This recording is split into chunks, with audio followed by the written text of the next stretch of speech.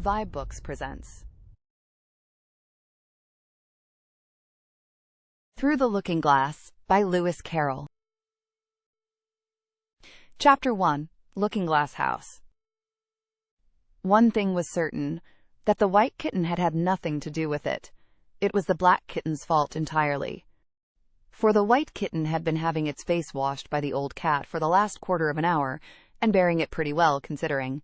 So you see that it couldn't have had any hand in the mischief. The way Dinah washed her children's faces was this. First, she held the poor thing down by its ear with one paw, and then, with the other paw, she rubbed its face all over. The wrong way, beginning at the nose. And just now, as I said, she was hard at work on the white kitten, which was lying quite still and trying to purr, no doubt feeling that it was all meant for its good. But the black kitten had been finished with earlier in the afternoon. And so, while Alice was sitting curled up in a corner of the great armchair, half talking to herself and half asleep, the kitten had been having a grand game of romps with the ball of worsted Alice had been trying to wind up, and had been rolling it up and down till it had all come undone again. And there it was, spread over the hearthrug, all knots and tangles, with the kitten running after its own tail in the middle.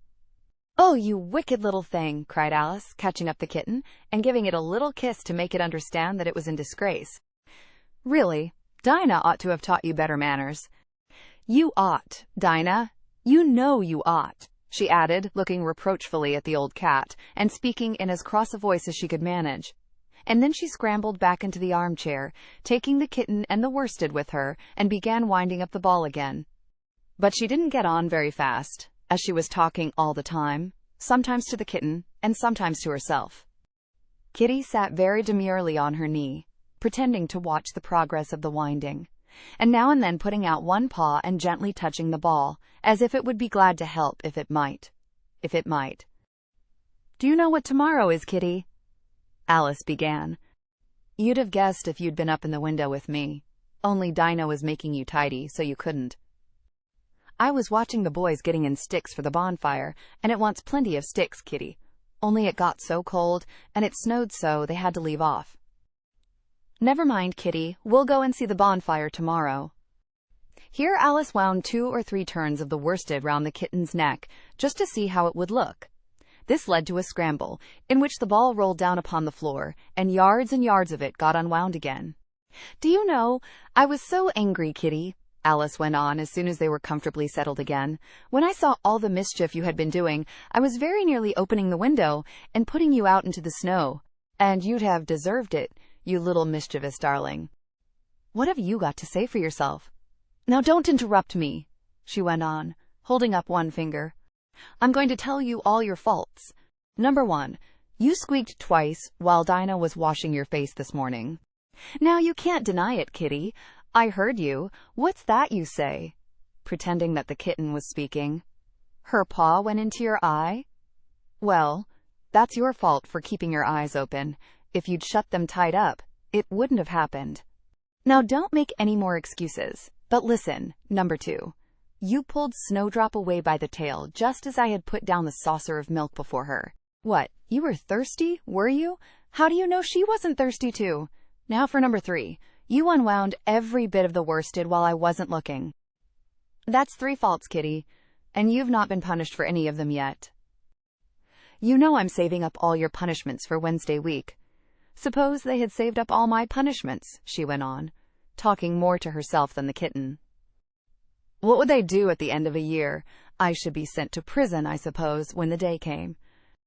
Or, let me see, suppose each punishment was to be going without a dinner. Then, when the miserable day came, I should have to go without 50 dinners at once. Well, I shouldn't mind that much. I'd far rather go without them than eat them. Do you hear the snow against the window panes, Kitty? How nice and soft it sounds, just as if someone was kissing the window all over outside. I wonder if the snow loves the trees and fields, that it kisses them so gently. And then it covers them up snug, with a white quilt.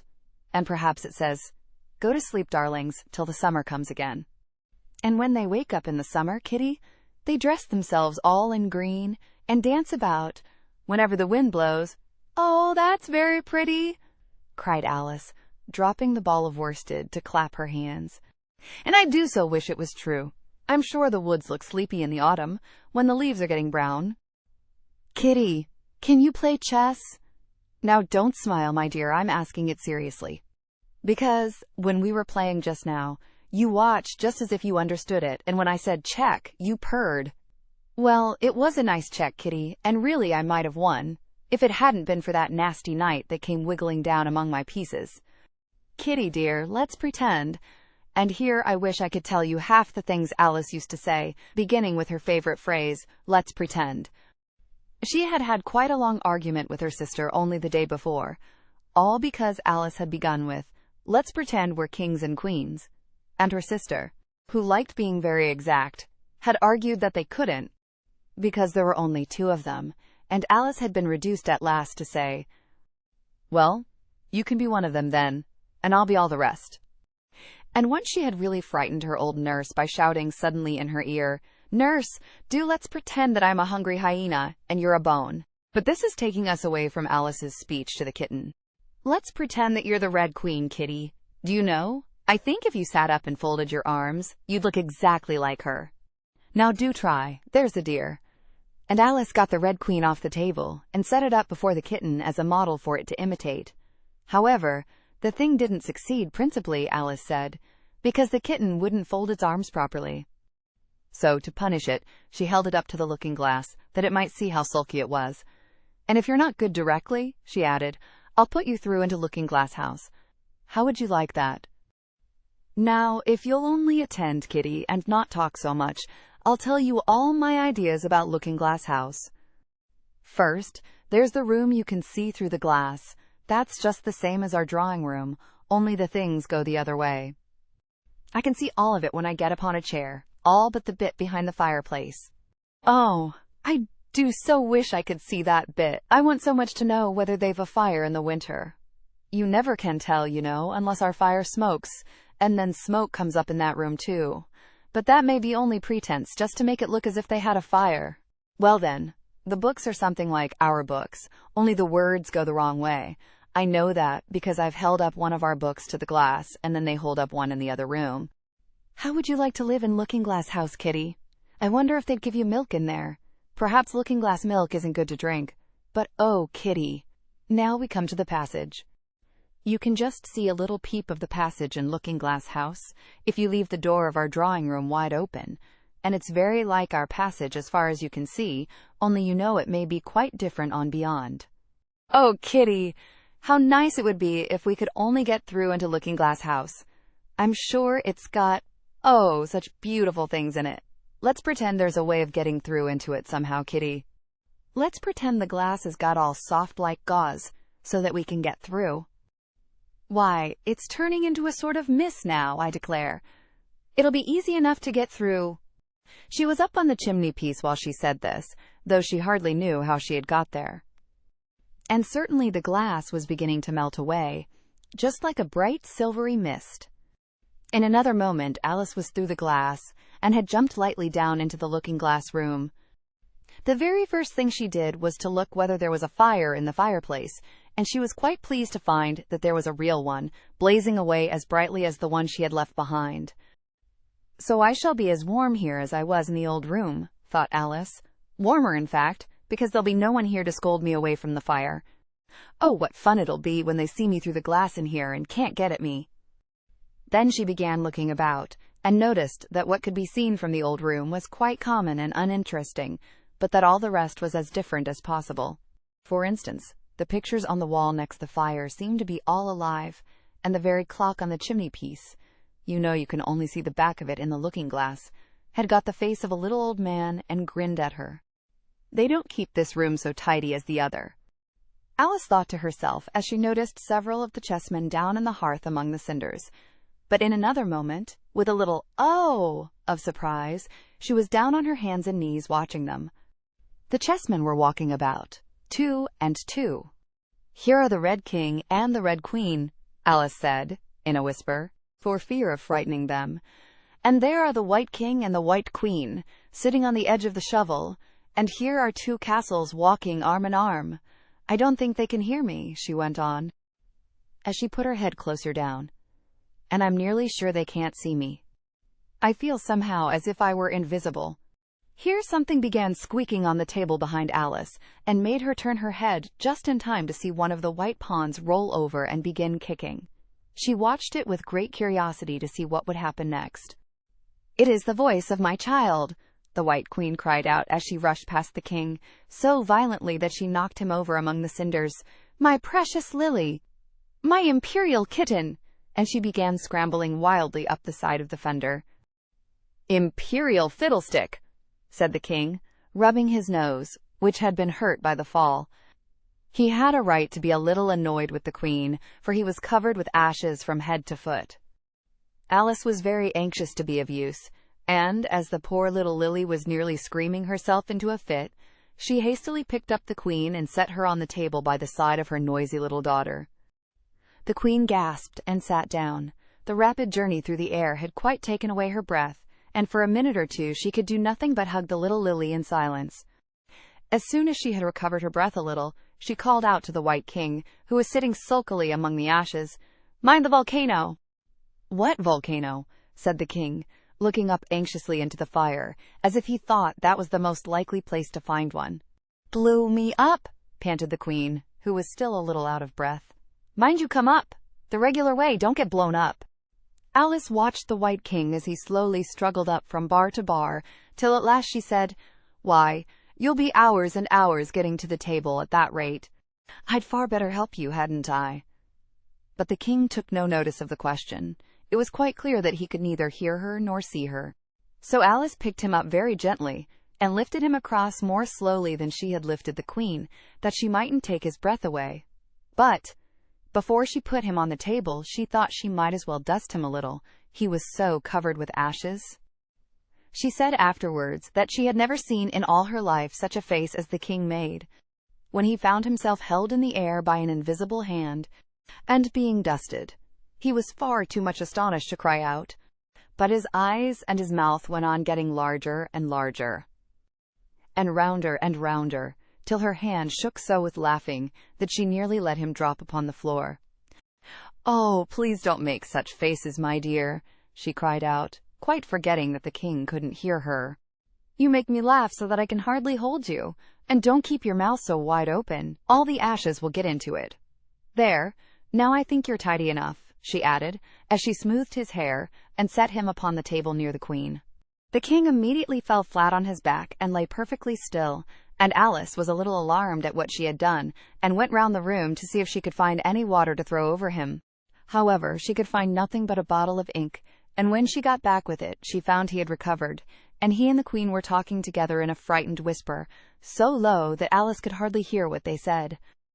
The king was saying, "I assure you, my dear, I turned cold to the very ends of my whiskers." To which the queen replied, "You haven't got any whiskers." "The horror of that moment," the king went on, "I shall never forget." "You will, though," the queen said, "if you don't make a memorandum of it." Alice looked on with great interest as the king took an enormous memorandum book out of his pocket and began writing. A sudden thought struck her, and she took hold of the end of the pencil, which came some way over his shoulder, and began writing for him. The poor king looked puzzled and unhappy, and struggled with the pencil for some time without saying anything. But Alice was too strong for him, and at last he panted out, "My dear, I really must get a thinner pencil. I can't manage this one a bit. It writes all manner of things that I don't intend." "What manner of things?" said the queen, looking over the book, in which Alice had put, "The White Knight is sliding down the poker. He balances very badly. That's not a memorandum of your feelings."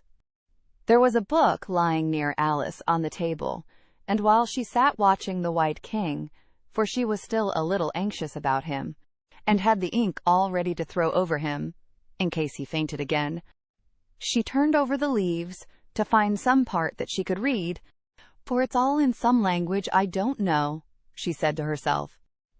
It was like this: "Yk Kaurabaj. Sevo Yhtilseht Gilerbsot. Ba Wehtni Elbmig. Diana Arigdeed Sevagorub Eht Aries mim lla, ebarg to oshtar imam ehtdna. She puzzled over this for some time, but at last a bright thought struck her. Why, it's a looking-glass book, of course, and if I hold it up to a glass, the words will all go the right way again. This was the poem that Alice read. Jabberwocky. 'Twas brillig and the slithy toves did gyre and gimble in the wabe, all mimsy were the borogoves, and the mome raths outgrabe. Beware the jabberwock, my son, the jaws that bite, the claws that catch. Beware the jub-jub bird, and shun the frumious bandersnatch. He took his vorpal sword in hand. Long time the manxome foe he sought. So rested he by the tumtum tree, and stood a while in thought.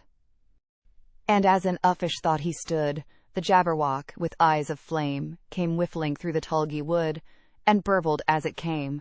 1, 2, 1, 2, and through the vorpal blade went snicker-snack. He left it dead, and with its head he went galumphing back. And hast thou slain the jabberwock? Come to my arms, my beamish boy. O frabjeste, calloo, callay! He chortled in his joy. 'Twas brillig and the slithy toves did gyre and gimble in the wabe, all mimsy were the borogoves, and the mome raths outgrabe. It seems very pretty, she said when she had finished it, but it's rather hard to understand. You see, she didn't like to confess, even to herself, that she couldn't make it out at all. Somehow it seems to fill my head with ideas, only I don't exactly know what they are. However, somebody killed something. That's clear, at any rate. But, oh, thought Alice, suddenly jumping up, if I don't make haste, I shall have to go back through the looking-glass before I've seen what the rest of the house is like. Let's have a look at the garden first. She was out of the room in a moment and ran downstairs. Or, at least, it wasn't exactly running, but a new invention of hers for getting downstairs quickly and easily. As Alice said to herself, she just kept the tips of her fingers on the handrail and floated gently down without even touching the stairs with her feet.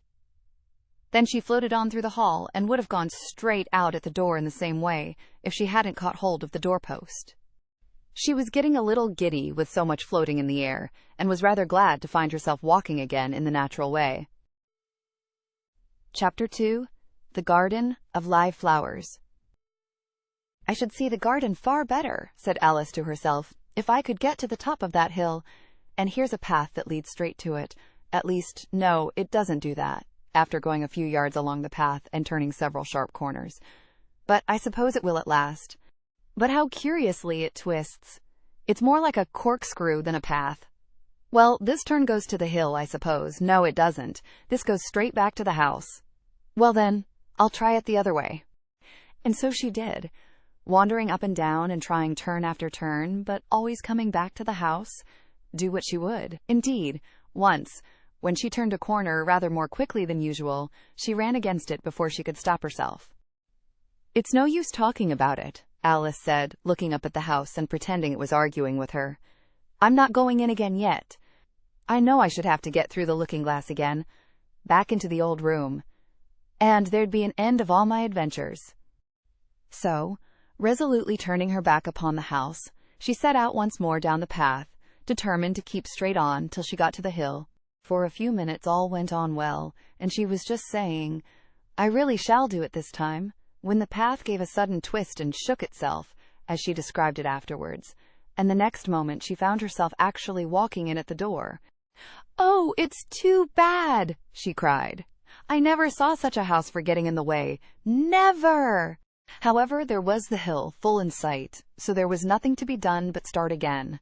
This time she came upon a large flower bed, with a border of daisies, and a willow tree growing in the middle. Oh, tiger lily, said Alice, addressing herself to one that was waving gracefully about in the wind. I wish you could talk. We can talk, said the tiger lily, when there's anybody worth talking to. Alice was so astonished that she could not speak for a minute. It quite seemed to take her breath away.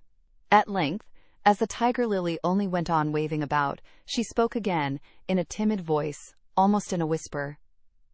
And can all the flowers talk? As well as you can, said the tiger lily, and a great deal louder. It isn't manners for us to begin, you know, said the rose, and I really was wondering when you'd speak. said I to myself. Her face has got some sense in it, though it's not a clever one. Still, you're the right color, and that goes a long way. I don't care about the color, the tiger lily remarked. If only her petals curled up a little more, she'd be all right. Alice didn't like being criticized, so she began asking questions. Aren't you sometimes frightened at being planted out here, with nobody to take care of you? There's the tree in the middle, said the rose. What else is it good for? But what could it do if any danger came? Alice asked. It says bow-o, cried a daisy. That's why its branches are called boughs. Didn't you know that? Cried another daisy. And here they all began shouting together, till the air seemed quite full of little shrill voices. Silence, every one of you! Cried the tiger lily, waving itself passionately from side to side, and trembling with excitement. They know I can't get at them, it panted, bending its quivering head towards Alice, or they wouldn't dare to do it. Never mind, Alice said in a soothing tone, and stooping down to the daisies who were just beginning again, she whispered, If you don't hold your tongues, I'll pick you. There was silence in a moment, and several of the pink daisies turned white. That's right, said the tiger lily. The daisies are worst of all. When one speaks, they all begin together, and it's enough to make one wither to hear the way they go on. How is it you can all talk so nicely? Alice said, hoping to get it into a better temper by a compliment. I've been in many gardens before, but none of the flowers could talk. Put your hand down and feel the ground, said the tiger lily. Then you'll know why. Alice did so. It's very hard, she said, but I don't see what that has to do with it. In most gardens, the tiger lily said, they make the beds too soft, so that the flowers are always asleep. This sounded a very good reason, and Alice was quite pleased to know it. I never thought of that before, she said. It's my opinion that you never think at all, the rose said in a rather severe tone. I never saw anybody that looked stupider, a violet said, so suddenly that Alice quite jumped, for it hadn't spoken before. Hold your tongue, cried the tiger lily, as if you ever saw anybody. You keep your head under the leaves and snore away there, till you know no more what's going on in the world than if you were a bud. Are there any more people in the garden besides me? Alice said, not choosing to notice the rose's last remark. There's one other flower in the garden that can move about like you, said the rose. I wonder how you do it. You're always wondering, said the tiger lily, but she's more bushy than you are. Is she like me? Alice asked eagerly, for the thought crossed her mind. There's another little girl in the garden, somewhere. Well, she has the same awkward shape as you, the rose said, but she's redder, and her petals are shorter, I think. Her petals are done up close, almost like a dahlia, the tiger lily interrupted. Not tumbled about anyhow, like yours. But that's not your fault, the rose added kindly. You're beginning to fade, you know, and then one can't help one's petals getting a little untidy. Alice didn't like this idea at all, so, to change the subject, she asked, Does she ever come out here? I dare say you'll see her soon, said the rose. She's one of the thorny kind. Where does she wear the thorns? Alice asked with some curiosity. Why, all round her head, of course, the rose replied. I was wondering you hadn't got some too. I thought it was the regular rule. She's coming, cried the larkspur. I hear her footstep thump, thump, thump along the gravel walk. Alice looked round eagerly and found that it was the Red Queen. She's grown a good deal, was her first remark. She had indeed. When Alice first found her in the ashes, she had been only 3 inches high, and here she was, half a head taller than Alice herself. It's the fresh air that does it, said the rose. Wonderfully fine air it is out here. I think I'll go and meet her, said Alice, for, though the flowers were interesting enough, she felt that it would be far grander to have a talk with a real queen. You can't possibly do that, said the rose. I should advise you to walk the other way. This sounded nonsense to Alice, so she said nothing, but set off at once towards the Red Queen. To her surprise, she lost sight of her in a moment, and found herself walking in at the front door again. A little provoked, she drew back, and after looking everywhere for the Queen, whom she spied out at last a long way off, she thought she would try the plan this time of walking in the opposite direction. It succeeded beautifully. She had not been walking a minute before she found herself face to face with the Red Queen, and full in sight of the hill she had been so long aiming at. "Where do you come from?" said the Red Queen. "And where are you going? Look up, speak nicely, and don't twiddle your fingers all the time." Alice attended to all these directions, and explained, as well as she could, that she had lost her way. "I don't know what you mean by your way," said the Queen. "All the ways about here belong to me. But why did you come out here at all?" she added in a kinder tone. "Curtsy while you're thinking what to say. It saves time." Alice wondered a little at this, but she was too much in awe of the Queen to disbelieve it. "I'll try it when I go home," she thought to herself. "The next time I'm a little late for dinner." "It's time for you to answer now," the Queen said, looking at her watch. "Open your mouth a little wider when you speak, and always say, 'Your Majesty.'" "I only wanted to see what the garden was like, Your Majesty." "That's right," said the Queen, patting her on the head, which Alice didn't like at all. "Though, when you say garden, I've seen gardens compared with which this would be a wilderness." Alice didn't dare to argue the point, but went on. "And I thought I'd try and find my way to the top of that hill." "When you say hill," the Queen interrupted, "I could show you hills, in comparison with which you'd call that a valley." "No, I shouldn't," said Alice, surprised into contradicting her at last. "A hill can't be a valley, you know. That would be nonsense." The Red Queen shook her head. "You may call it nonsense if you like," she said, "but I've heard nonsense compared with which that would be as sensible as a dictionary." Alice curtsied again, as she was afraid from the Queen's tone that she was a little offended, and they walked on in silence till they got to the top of the little hill. For some minutes Alice stood without speaking, looking out in all directions over the country, and a most curious country it was. There were a number of tiny little brooks running straight across it from side to side, and the ground between was divided up into squares by a number of little green hedges that reached from brook to brook.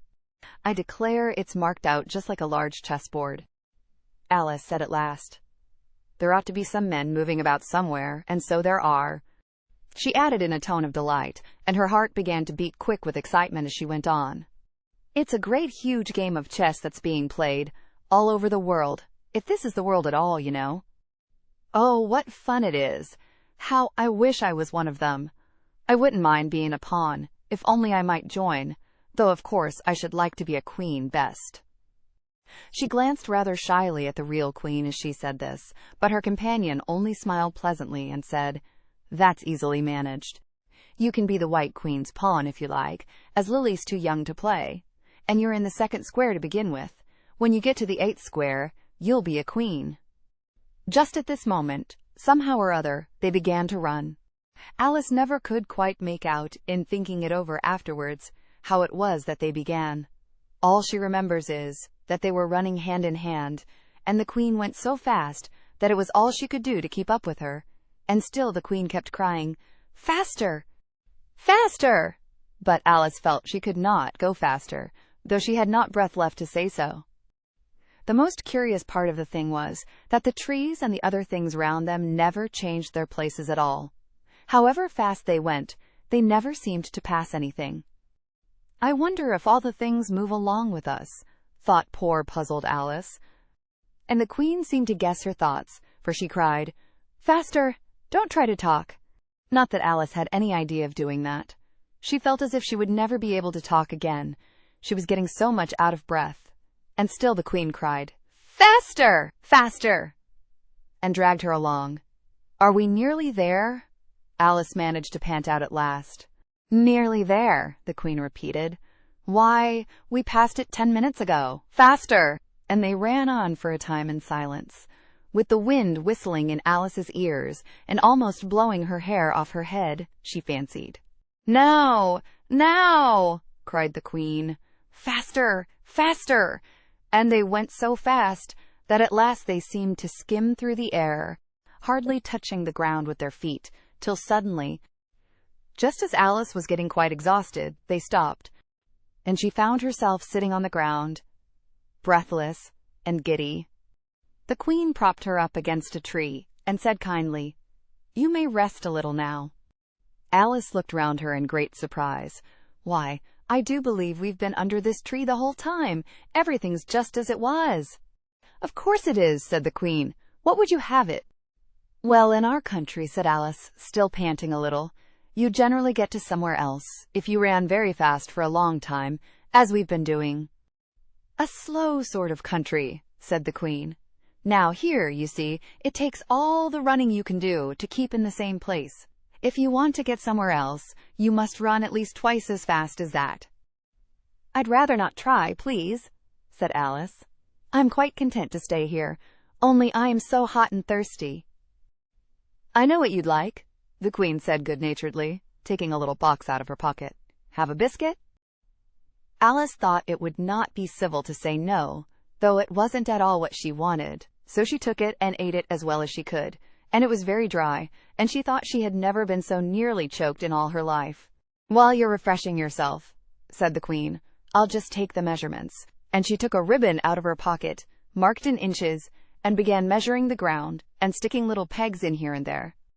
"At the end of 2 yards," she said, putting in a peg to mark the distance, "I shall give you your directions. Have another biscuit?" "No, thank you," said Alice. "One's quite enough." "Thirst quenched, I hope?" said the Queen. Alice did not know what to say to this, but luckily the Queen did not wait for an answer, but went on. "At the end of 3 yards I shall repeat them, for fear of your forgetting them. At the end of 4 I shall say goodbye, and at the end of 5 I shall go." She had got all the pegs put in by this time, and Alice looked on with great interest as she returned to the tree, and then began slowly walking down the row. At the 2-yard peg she faced round, and said, "A pawn goes 2 squares in its first move, you know. So you'll go very quickly through the 3rd square, by railway I should think, and you'll find yourself in the 4th square in no time. Well, that square belongs to Tweedledum and Tweedledee. The 5th is mostly water. The 6th belongs to Humpty Dumpty. But you make no remark?" I didn't know I had to make one just then," Alice faltered out. "You should have said, 'It's extremely kind of you to tell me all this.' However, we'll suppose it said, 'The 7th square is all forest. However, one of the knights will show you the way, and in the 8th square we shall be queens together, and it's all feasting and fun.'" Alice got up and curtsied, and sat down again. At the next peg, the Queen turned again, and this time she said, "Speak in French when you can't think of the English for a thing. Turn out your toes as you walk, and remember who you are."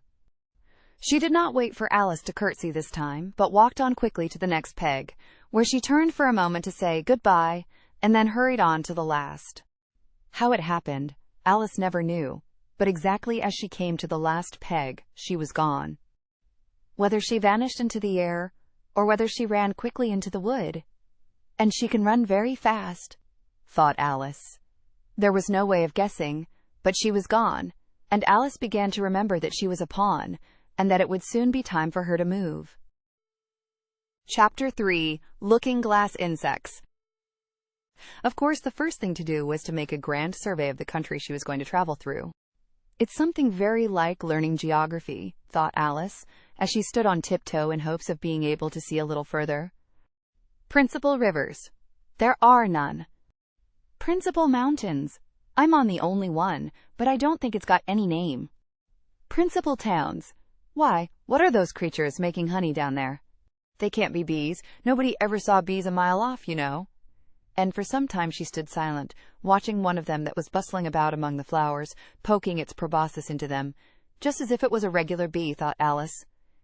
However, this was anything but a regular bee. In fact, it was an elephant, as Alice soon found out, though the idea quite took her breath away at first. And what enormous flowers they must be, was her next idea. Something like cottages with the roofs taken off and stalks put to them, and what quantities of honey they must make. "I think I'll go down and— No, I won't just yet," she went on, checking herself just as she was beginning to run down the hill and trying to find some excuse for turning shy so suddenly. "It'll never do to go down among them without a good long branch to brush them away, and what fun it'll be when they ask me how I like my walk. I shall say, 'Oh, I like it well enough.'" Here came the favorite little toss of the head. "Only, it was so dusty and hot, and the elephants did tease so." "I think I'll go down the other way," she said after a pause. and perhaps I may visit the elephants later on. Besides, I do so want to get into the third square." So with this excuse, she ran down the hill and jumped over the first of the 6 little brooks. "Tickets, please," said the guard, putting his head in at the window. In a moment everybody was holding out a ticket. They were about the same size as the people, and quite seemed to fill the carriage. "Now then, show your ticket, child," the guard went on, looking angrily at Alice. And a great many voices all said together, "Like the chorus of a song," thought Alice. "Don't keep him waiting, child. Why, his time is worth £1,000 a minute." "I'm afraid I haven't got one," Alice said in a frightened tone. "There wasn't a ticket office where I came from." And again the chorus of voices went on. "There wasn't room for one where she came from. The land there is worth £1,000 an inch." "Don't make excuses," said the guard. "You should have bought one from the engine driver." And once more the chorus of voices went on with, "The man that drives the engine. Why, the smoke alone is worth £1,000 a puff." Alice thought to herself, "Then there's no use in speaking." The voices didn't join in this time, as she hadn't spoken, but to her great surprise they all thought in chorus. I hope you understand what thinking in chorus means, for I must confess that I don't. Better say nothing at all. Language is worth £1,000 a word. I shall dream about £1,000 tonight. I know I shall, thought Alice. All this time the guard was looking at her, first through a telescope, then through a microscope, and then through an opera glass. At last he said, "You're traveling the wrong way," and shut up the window and went away. "So young a child," said the gentleman sitting opposite to her, he was dressed in white paper, "ought to know which way she's going, even if she doesn't know her own name." A goat that was sitting next to the gentleman in white shut his eyes and said in a loud voice, "She ought to know her way to the ticket office, even if she doesn't know her alphabet." There was a beetle sitting next to the goat. It was a very queer carriage, full of passengers altogether, and as the rule seemed to be that they should all speak in turn, he went on with, "She'll have to go back from here as luggage." Alice couldn't see who was sitting beyond the beetle, but a hoarse voice spoke next. "Change engines," it said, and was obliged to leave off. "It sounds like a horse," Alice thought to herself. And an extremely small voice, close to her ear, said, "You might make a joke on that, something about horse and horse, you know."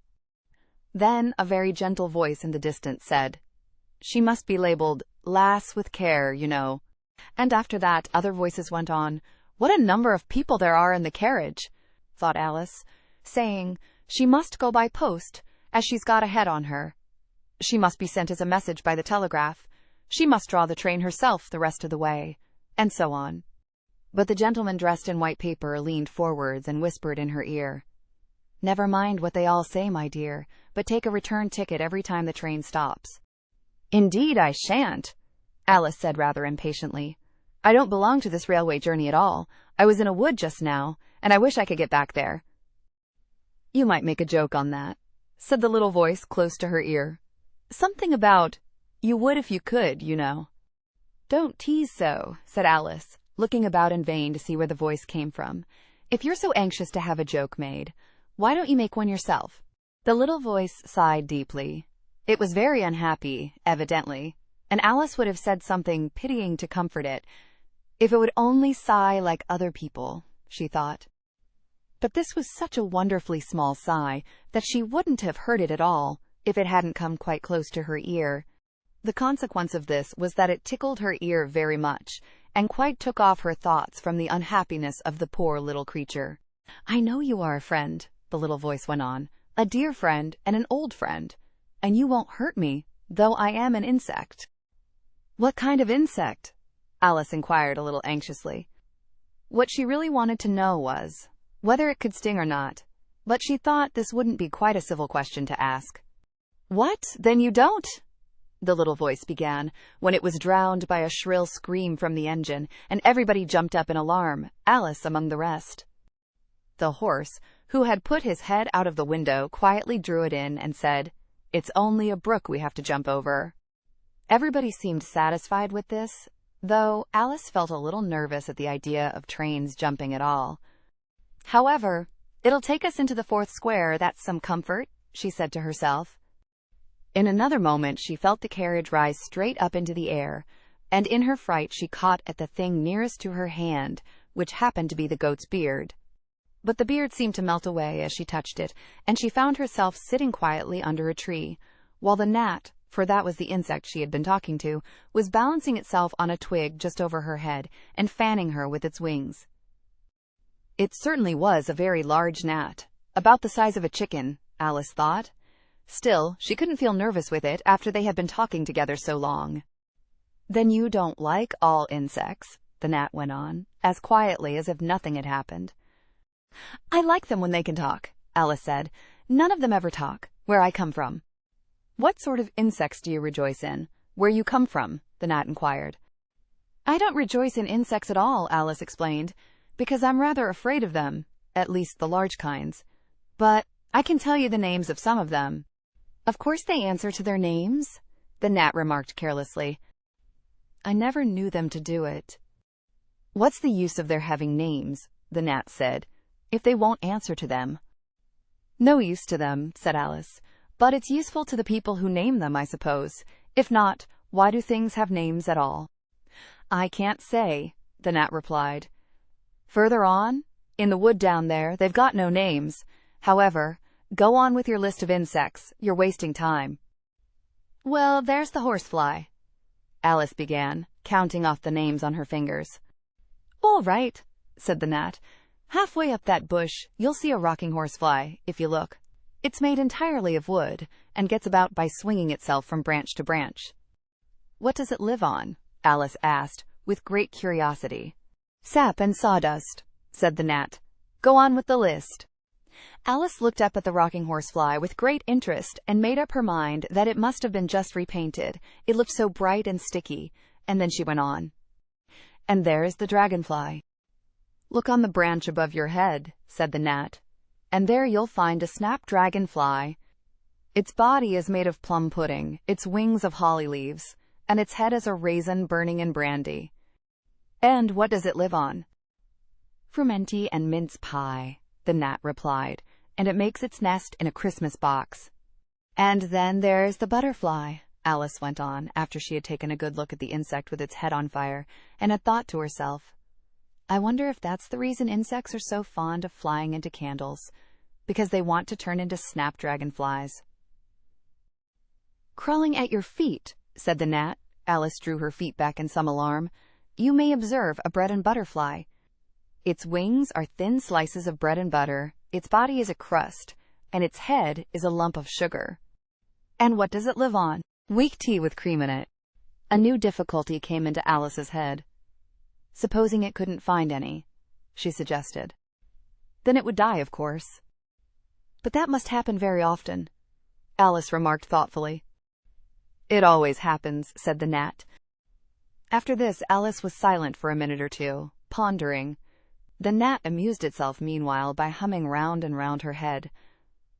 At last it settled again and remarked, "I suppose you don't want to lose your name?" "No, indeed," Alice said, a little anxiously.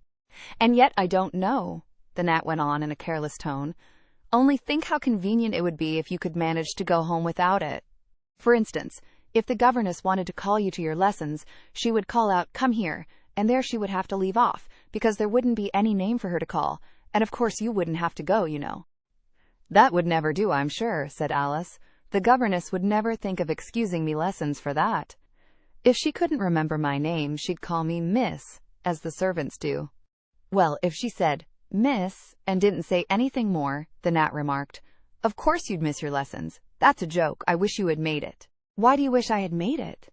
Alice asked. "It's a very bad one." But the gnat only sighed deeply, while 2 large tears came rolling down its cheeks. "You shouldn't make jokes," Alice said, "if it makes you so unhappy."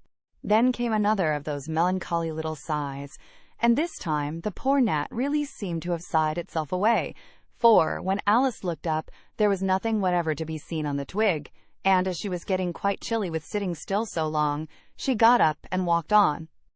She very soon came to an open field, with a wood on the other side of it. It looked much darker than the last wood, and Alice felt a little timid about going into it. However, on second thoughts, she made up her mind to go on. For I certainly won't go back, she thought to herself, and this was the only way to the 8th square. This must be the wood, she said thoughtfully to herself, where things have no names. I wonder what'll become of my name when I go in. I shouldn't like to lose it at all, because they'd have to give me another, and it would be almost certain to be an ugly one. But then the fun would be trying to find the creature that had got my old name. That's just like the advertisements, you know, when people lose dogs. Answers to the name of Dash had on a brass collar. Just fancy calling everything you met Alice, till one of them answered. Only they wouldn't answer at all if they were wise. She was rambling on in this way when she reached the wood. It looked very cool and shady. Well, at any rate, it's a great comfort, she said as she stepped under the trees, after being so hot to get into what? She went on, rather surprised at not being able to think of the word. I mean to get under this, you know, putting her hand on the trunk of the tree. What does it call itself, I wonder? I do believe it's got no name. Why, to be sure it hasn't. She stood silent for a minute, thinking. Then she suddenly began again. Then it really has happened after all. And now? Who am I? I will remember if I can. I'm determined to do it. But being determined didn't help much, and all she could say, after a great deal of puzzling, was, L, I know it begins with L. Just then a fawn came wandering by. It looked at Alice with its large, gentle eyes, but didn't seem at all frightened. Here then, Alice said, as she held out her hand and tried to stroke it, but it only started back a little, and then stood looking at her again. What do you call yourself? The fawn said at last. Such a soft, sweet voice it had. I wish I knew, thought poor Alice. She answered, rather sadly. Nothing, just now. Think again, it said. That won't do. Alice thought, but nothing came of it. Please, would you tell me what you call yourself? She said timidly. I think that might help a little. I'll tell you, if you'll move a little further on, the fawn said. I can't remember here. So they walked on together through the wood, Alice with her arms clasped lovingly round the soft neck of the fawn, till they came out into another open field, and here the fawn gave a sudden bound into the air, and shook itself free from Alice's arms. I'm a fawn, it cried out in a voice of delight. And, dear me, you're a human child. A sudden look of alarm came into its beautiful brown eyes, and in another moment it had darted away at full speed. Alice stood looking after it, almost ready to cry with vexation at having lost her dear little fellow traveler so suddenly. However, I know my name now, she said.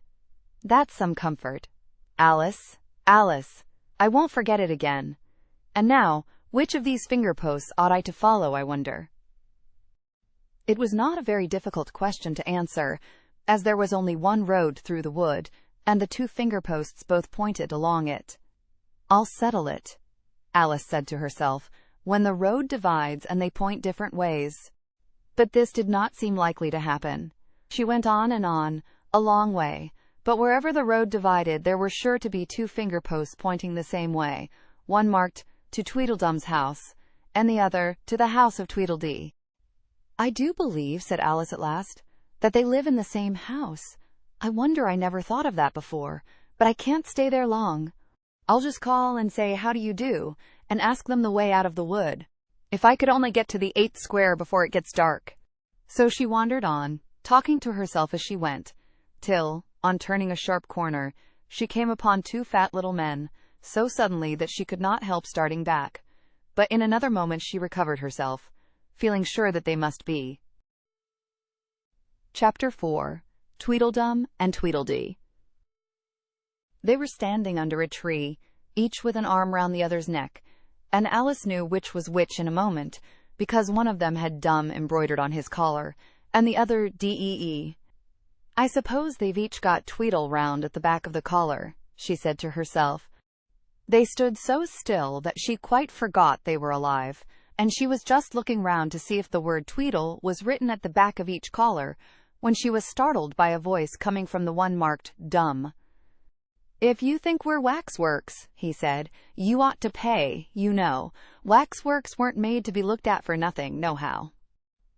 Contrariwise, added the one marked DEE, if you think we're alive, you ought to speak.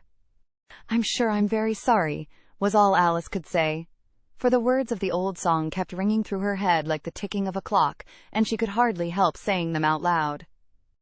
Tweedledum and Tweedledee agreed to have a battle, for Tweedledum said Tweedledee had spoiled his nice new rattle. Just then flew down a monstrous crow, as black as a tar barrel, which frightened both the heroes so they quite forgot their quarrel. I know what you're thinking about, said Tweedledum, but it isn't so, nohow. Contrariwise, continued Tweedledee, if it was so, it might be, and if it were so, it would be, but as it isn't, it ain't. That's logic. I was thinking, Alice said very politely, which is the best way out of this wood. It's getting so dark. Would you tell me, please? But the little men only looked at each other and grinned. They looked so exactly like a couple of great schoolboys that Alice couldn't help pointing her finger at Tweedledum and saying, First boy.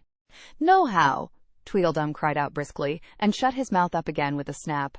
Next boy, said Alice, passing on to Tweedledee, though she felt quite certain he would only shout out, Contrariwise! And so he did. You've been wrong, cried Tweedledum. The first thing in a visit is to say, How do you do, and shake hands. And here the two brothers gave each other a hug, and then they held out the two hands that were free to shake hands with her. Alice did not like shaking hands with either of them first, for fear of hurting the other one's feelings. So, as the best way out of the difficulty, she took hold of both hands at once. The next moment they were dancing round in a ring. This seemed quite natural, she remembered afterwards, and she was not even surprised to hear music playing. It seemed to come from the tree under which they were dancing, and it was done, as well as she could make it out by the branches rubbing one across the other, like fiddles and fiddlesticks. But it certainly was funny, Alice said afterwards, when she was telling her sister the history of all this, to find myself singing, Here we go round the mulberry bush. I don't know when I began it, but somehow I felt as if I'd been singing it a long, long time. The other two dancers were fat, and very soon out of breath. 4 times round is enough for one dance, Tweedledum panted out, and they left off dancing as suddenly as they had begun. The music stopped at the same moment. Then they let go of Alice's hands, and stood looking at her for a minute. There was a rather awkward pause, as Alice didn't know how to begin a conversation with people she had just been dancing with. It would never do to say, How do you do now, she said to herself. We seem to have got beyond that somehow. I hope you're not much tired, she said at last.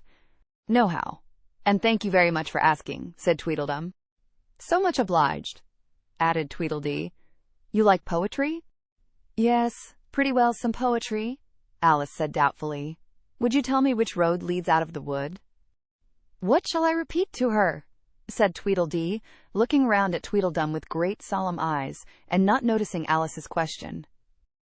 The Walrus and the Carpenter is the longest, Tweedledum replied, giving his brother an affectionate hug. Tweedledee began instantly. The sun was shining. Here Alice ventured to interrupt him. If it's very long, she said, as politely as she could, would you please tell me first which road? Tweedledee smiled gently, and began again. The sun was shining on the sea, shining with all his might. He did his very best to make the billows smooth and bright, and this was odd, because it was the middle of the night. The moon was shining sulkily, because she thought the sun had got no business to be there. After the day was done, it's very rude of him, she said, to come and spoil the fun. The sea was wet as wet could be, the sands were dry as dry. You could not see a cloud because no cloud was in the sky. No birds were flying overhead, there were no birds to fly. The Walrus and the Carpenter were walking close at hand. They wept like anything to see such quantities of sand. If this were only cleared away, they said, it would be grand. If 7 maids with 7 mops swept it for half a year, do you suppose, the Walrus said, that they could get it clear? I doubt it, said the Carpenter, and shed a bitter tear. O oysters, come and walk with us, the Walrus did beseech. A pleasant walk, a pleasant talk, along the briny beach. We cannot do with more than 4, to give a hand to each. The eldest oyster looked at him, but never a word he said.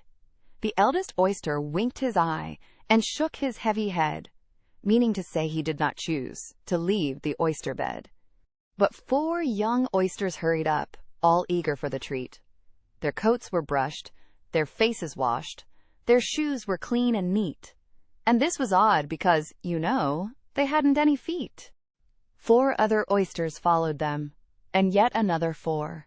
And thick and fast they came at last, and more, and more, and more, all hopping through the frothy waves and scrambling to the shore. The walrus and the carpenter walked on a mile or so, and then they rested on a rock conveniently low, and all the little oysters stood and waited in a row. "The time has come," the walrus said, "to talk of many things, of shoes and ships and sealing wax, of cabbages and kings, and why the sea is boiling hot, and whether pigs have wings." "But wait a bit," the oysters cried, "before we have our chat, for some of us are out of breath, and all of us are fat." "No hurry," said the carpenter. They thanked him much for that. "A loaf of bread," the walrus said, "is what we chiefly need. Pepper and vinegar besides are very good indeed. Now if you're ready, oysters dear, we can begin to feed." "But not on us," the oysters cried, turning a little blue. "After such kindness that would be a dismal thing to do." "The night is fine," the walrus said. "Do you admire the view? It was so kind of you to come, and you are very nice." The carpenter said nothing but, "Cut us another slice. I wish you were not quite so deaf. I've had to ask you twice." "It seems a shame," the walrus said, "to play them such a trick, after we've brought them out so far and made them trot so quick." The carpenter said nothing but, "The butter's spread too thick." "I weep for you," the walrus said. "I deeply sympathize." With sobs and tears he sorted out those of the largest size, holding his pocket handkerchief before his streaming eyes. "Oh, oysters," said the carpenter, "you've had a pleasant run. Shall we be trotting home again?" But answer came there none, and that was scarcely odd, because they'd eaten everyone. "I liked the walrus best," said Alice, "because you see he was a little sorry for the poor oysters." "He ate more than the carpenter, though," said Tweedledee. "You see, he held his handkerchief in front, so that the carpenter couldn't count how many he took, contrariwise." "That was mean," Alice said indignantly. "Then I like the carpenter best, if he didn't eat so many as the walrus." "But he ate as many as he could get," said Tweedledum. This was a puzzler. After a pause, Alice began, "Well, they were both very unpleasant characters." Here she checked herself in some alarm, at hearing something that sounded to her like the puffing of a large steam engine in the wood near them, though she feared it was more likely to be a wild beast. "Are there any lions or tigers about here?" she asked timidly. "It's only the Red King snoring," said Tweedledee. "Come and look at him," the brothers cried, and they each took one of Alice's hands and led her up to where the king was sleeping. "Isn't he a lovely sight?" said Tweedledum. Alice couldn't say honestly that he was. He had a tall red nightcap on, with a tassel, and he was lying crumpled up into a sort of untidy heap and snoring loud. "Fit to snore his head off," as Tweedledum remarked. "I'm afraid he'll catch cold with lying on the damp grass," said Alice, who was a very thoughtful little girl. "He's dreaming now," said Tweedledee. "And what do you think he's dreaming about?" Alice said, "Nobody can guess that." "Why, about you!" Tweedledee exclaimed, clapping his hands triumphantly. "And if he left off dreaming about you, where do you suppose you'd be?" "Where I am now, of course," said Alice. "Not you," Tweedledee retorted contemptuously. "You'd be nowhere. Why, you're only a sort of thing in his dream." "If that there king was to wake," added Tweedledum, "you'd go out, bang, just like a candle." "I shouldn't!" Alice exclaimed indignantly. "Besides, if I'm only a sort of thing in his dream, what are you, I should like to know?" "Ditto," said Tweedledum. "Ditto, ditto!" cried Tweedledee. He shouted this so loud that Alice couldn't help saying, "Hush! You'll be waking him, I'm afraid, if you make so much noise." "Well, it no use your talking about waking him," said Tweedledum, "when you're only one of the things in his dream. You know very well you're not real." "I am real," said Alice, and began to cry. "You won't make yourself a bit realer by crying," Tweedledee remarked. There's nothing to cry about. If I wasn't real, Alice said, half laughing through her tears. It all seemed so ridiculous. I shouldn't be able to cry. I hope you don't suppose those are real tears, Tweedledum interrupted in a tone of great contempt. I know they're talking nonsense, Alice thought to herself, and it's foolish to cry about it. So she brushed away her tears and went on as cheerfully as she could. At any rate, I'd better be getting out of the wood, for really it's coming on very dark. Do you think it's going to rain? Tweedledum spread a large umbrella over himself and his brother, and looked up into it. No, I don't think it is, he said. At least, not under here. Nohow. But it may rain outside? It may, if it chooses, said Tweedledee. We've no objection. Contrariwise. Selfish things, thought Alice, and she was just going to say good night and leave them, when Tweedledum sprang out from under the umbrella and seized her by the wrist. Do you see that? He said, in a voice choking with passion, and his eyes grew large and yellow all in a moment, as he pointed with a trembling finger at a small white thing lying under the tree. It's only a rattle, Alice said, after a careful examination of the little white thing. Not a rattlesnake, you know, she added hastily, thinking that he was frightened. Only an old rattle, quite old and broken. I knew it was, cried Tweedledum, beginning to stamp about wildly and tear his hair. It's spoilt, of course. Here he looked at Tweedledee, who immediately sat down on the ground and tried to hide himself under the umbrella. Alice laid her hand upon his arm and said in a soothing tone, You needn't be so angry about an old rattle. But it isn't old, Tweedledum cried in a greater fury than ever. It's new, I tell you. I bought it yesterday, my nice new rattle. And his voice rose to a perfect scream. All this time, Tweedledee was trying his best to fold up the umbrella, with himself in it, which was such an extraordinary thing to do, that it quite took off Alice's attention from the angry brother. But he couldn't quite succeed, and it ended in his rolling over, bundled up in the umbrella, with only his head out, and there he lay, opening and shutting his mouth and his large eyes, looking more like a fish than anything else, Alice thought. Of course you agree to have a battle, Tweedledum said in a calmer tone. I suppose so, the other sulkily replied as he crawled out of the umbrella. Only she must help us to dress up, you know.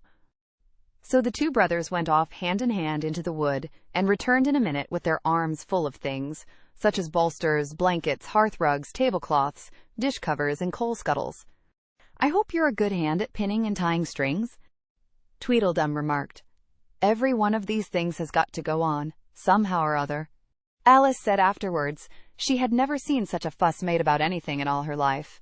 The way those two bustled about, and the quantity of things they put on, and the trouble they gave her in tying strings and fastening buttons.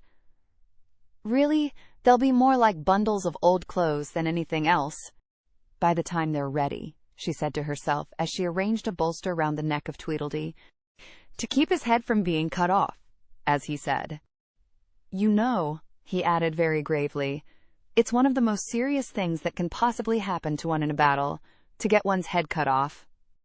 Alice laughed aloud, but she managed to turn it into a cough, for fear of hurting his feelings. Do I look very pale? Said Tweedledum, coming up to have his helmet tied on. He called it a helmet, though it certainly looked much more like a saucepan. Well, yes, a little, Alice replied gently. I'm very brave generally, he went on in a low voice. Only today I happen to have a headache.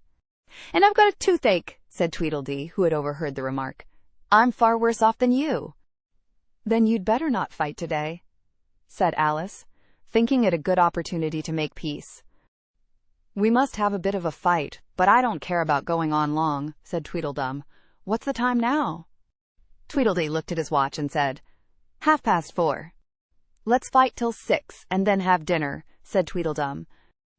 Very well, the other said rather sadly, and she can watch us.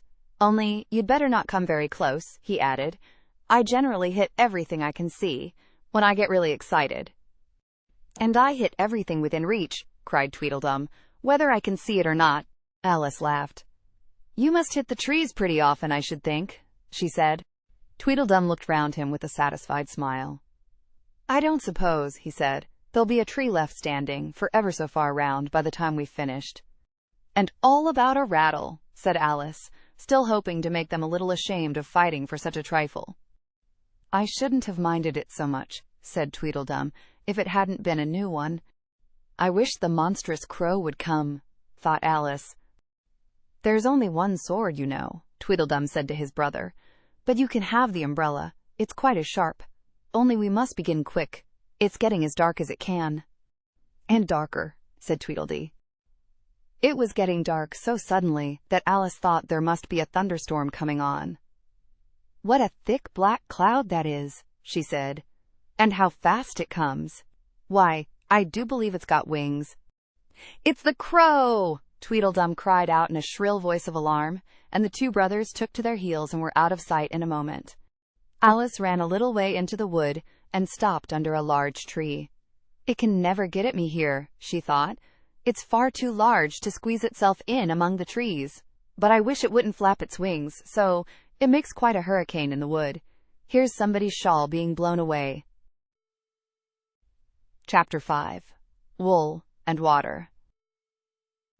She caught the shawl as she spoke, and looked about for the owner.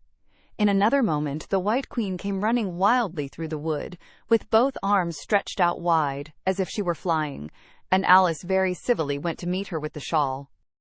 "I'm very glad I happened to be in the way," Alice said, as she helped her to put on her shawl again. The White Queen only looked at her in a helpless, frightened sort of way, and kept repeating something in a whisper to herself that sounded like bread and butter, bread and butter. And Alice felt that if there was to be any conversation at all, she must manage it herself. So she began rather timidly. "Am I addressing the White Queen?" "Well, yes, if you call that addressing," the Queen said. "It isn't my notion of the thing, at all." Alice thought it would never do to have an argument at the very beginning of their conversation, so she smiled and said, "If your Majesty will only tell me the right way to begin, I'll do it as well as I can." "But I don't want it done at all," groaned the poor Queen. "I've been addressing myself for the last 2 hours." It would have been all the better, as it seemed to Alice, if she had got someone else to dress her. She was so dreadfully untidy. "Every single thing's crooked," Alice thought to herself, "and she's all over pins. May I put your shawl straight for you?" she added aloud. "I don't know what's the matter with it," the Queen said in a melancholy voice. "It's out of temper, I think. I've pinned it here, and I've pinned it there, but there's no pleasing it." "It can't go straight, you know, if you pin it all on one side," Alice said, as she gently put it right for her. "And dear me, what a state your hair is in." "The brush has got entangled in it," the Queen said with a sigh, "and I lost the comb yesterday." Alice carefully released the brush, and did her best to get the hair into order. "Come, you look rather better now," she said, after altering most of the pins. "But really, you should have a lady's maid." "I'm sure I'll take you with pleasure," the Queen said. "Tuppence a week, and jam every other day." Alice couldn't help laughing as she said, "I don't want you to hire me, and I don't care for jam." "It's very good jam," said the Queen. "Well, I don't want any today, at any rate." "You couldn't have it if you did want it," the Queen said. "The rule is jam tomorrow and jam yesterday, but never jam today." "It must come sometimes to jam today," Alice objected. "No, it can't," said the Queen. "It's jam every other day. Today isn't any other day, you know." "I don't understand you," said Alice. "It's dreadfully confusing." "That's the effect of living backwards," the Queen said kindly. "It always makes one a little giddy at first." "Living backwards," Alice repeated in great astonishment. "I never heard of such a thing. But there's one great advantage in it, that one's memory works both ways." "I'm sure mine only works one way," Alice remarked. "I can't remember things before they happen." "It's a poor sort of memory that only works backwards," the Queen remarked. "What sort of things do you remember best?" Alice ventured to ask. "Oh, things that happened the week after next," the Queen replied in a careless tone. "For instance now," she went on, sticking a large piece of plaster on her finger as she spoke. "There's the King's messenger. He's in prison now, being punished, and the trial doesn't even begin till next Wednesday, and of course the crime comes last of all." "Suppose he never commits the crime," said Alice. That would be all the better, wouldn't it? The Queen said as she bound the plaster round her finger with a bit of ribbon. Alice felt there was no denying that. Of course it would be all the better, she said, but it wouldn't be all the better his being punished. You're wrong there at any rate, said the Queen. Were you ever punished? Only for faults, said Alice. And you were all the better for it, I know, the Queen said triumphantly. Yes, but then I had done the things I was punished for, said Alice. That makes all the difference. But if yo hadn't done them, the Queen said, that would have been better still, better and better and better.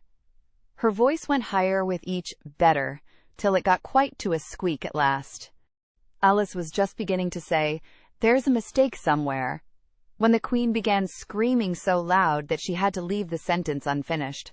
Oh, oh, oh, shouted the Queen, shaking her hand about as if she wanted to shake it off. My finger's bleeding. Oh, oh, oh, oh.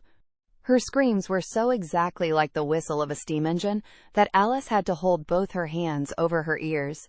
What is the matter? She said, as soon as there was a chance of making herself heard. Have you pricked your finger? I haven't pricked it yet, the Queen said, but I soon shall. Oh, oh, oh. When do you expect to do it? Alice asked, feeling very much inclined to laugh. When I fasten my shawl again, the poor Queen groaned out. The brooch will come undone directly. Oh, oh. As she said the words, the brooch flew open, and the Queen clutched wildly at it, and tried to clasp it again. Take care! Cried Alice. You're holding it all crooked. And she caught at the brooch, but it was too late. The pin had slipped, and the Queen had pricked her finger. That accounts for the bleeding, you see, she said to Alice with a smile. Now you understand the way things happen here. But why don't you scream now? Alice asked, holding her hands ready to put over her ears again. Why, I've done all the screaming already, said the Queen. What would be the good of having it all over again? By this time it was getting light. The crow must have flown away, I think, said Alice. I'm so glad it's gone. I thought it was the night coming on. I wish I could manage to be glad, the Queen said, only I never can remember the rule. You must be very happy, living in this wood, and being glad whenever you like. Only it is so very lonely here, Alice said in a melancholy voice, and at the thought of her loneliness 2 large tears came rolling down her cheeks. Oh, don't go on like that, cried the poor Queen, wringing her hands in despair. Consider what a great girl you are. Consider what a long way you've come today. Consider what o'clock it is. Consider anything, only don't cry. Alice could not help laughing at this, even in the midst of her tears. Can you keep from crying by considering things? She asked. That's the way it's done, the Queen said with great decision. Nobody can do 2 things at once, you know.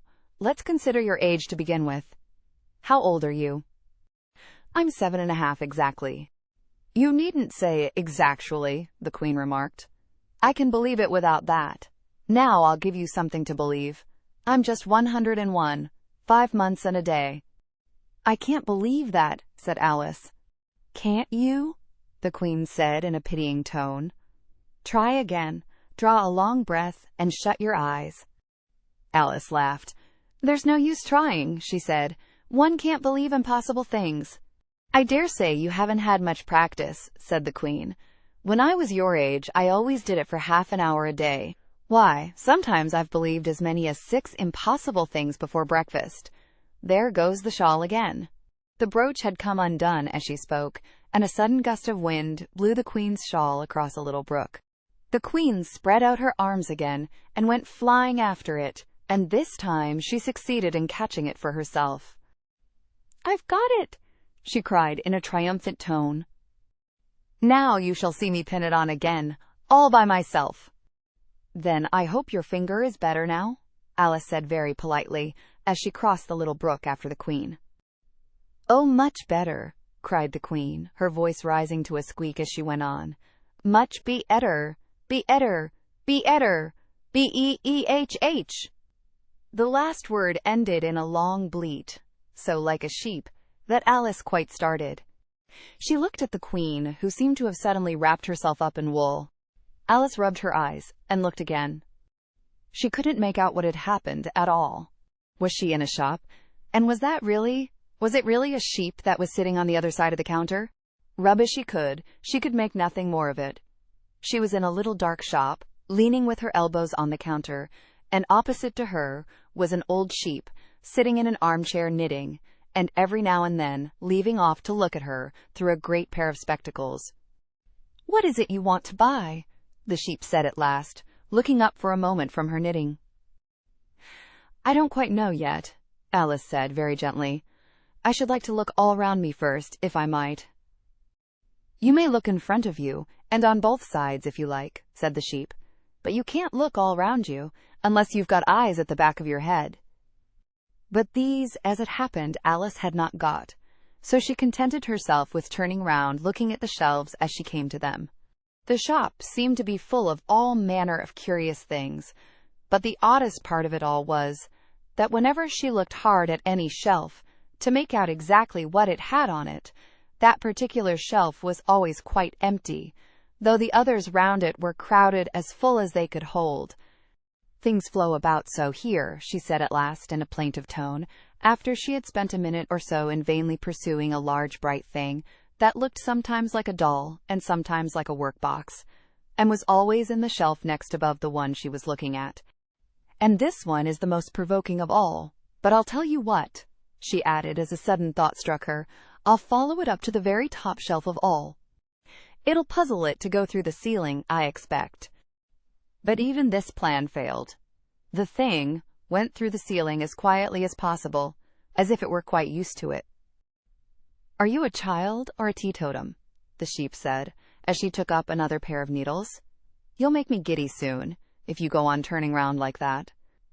She was now working with 14 pairs at once, and Alice couldn't help looking at her in great astonishment. "How can she knit with so many?" the puzzled child thought to herself.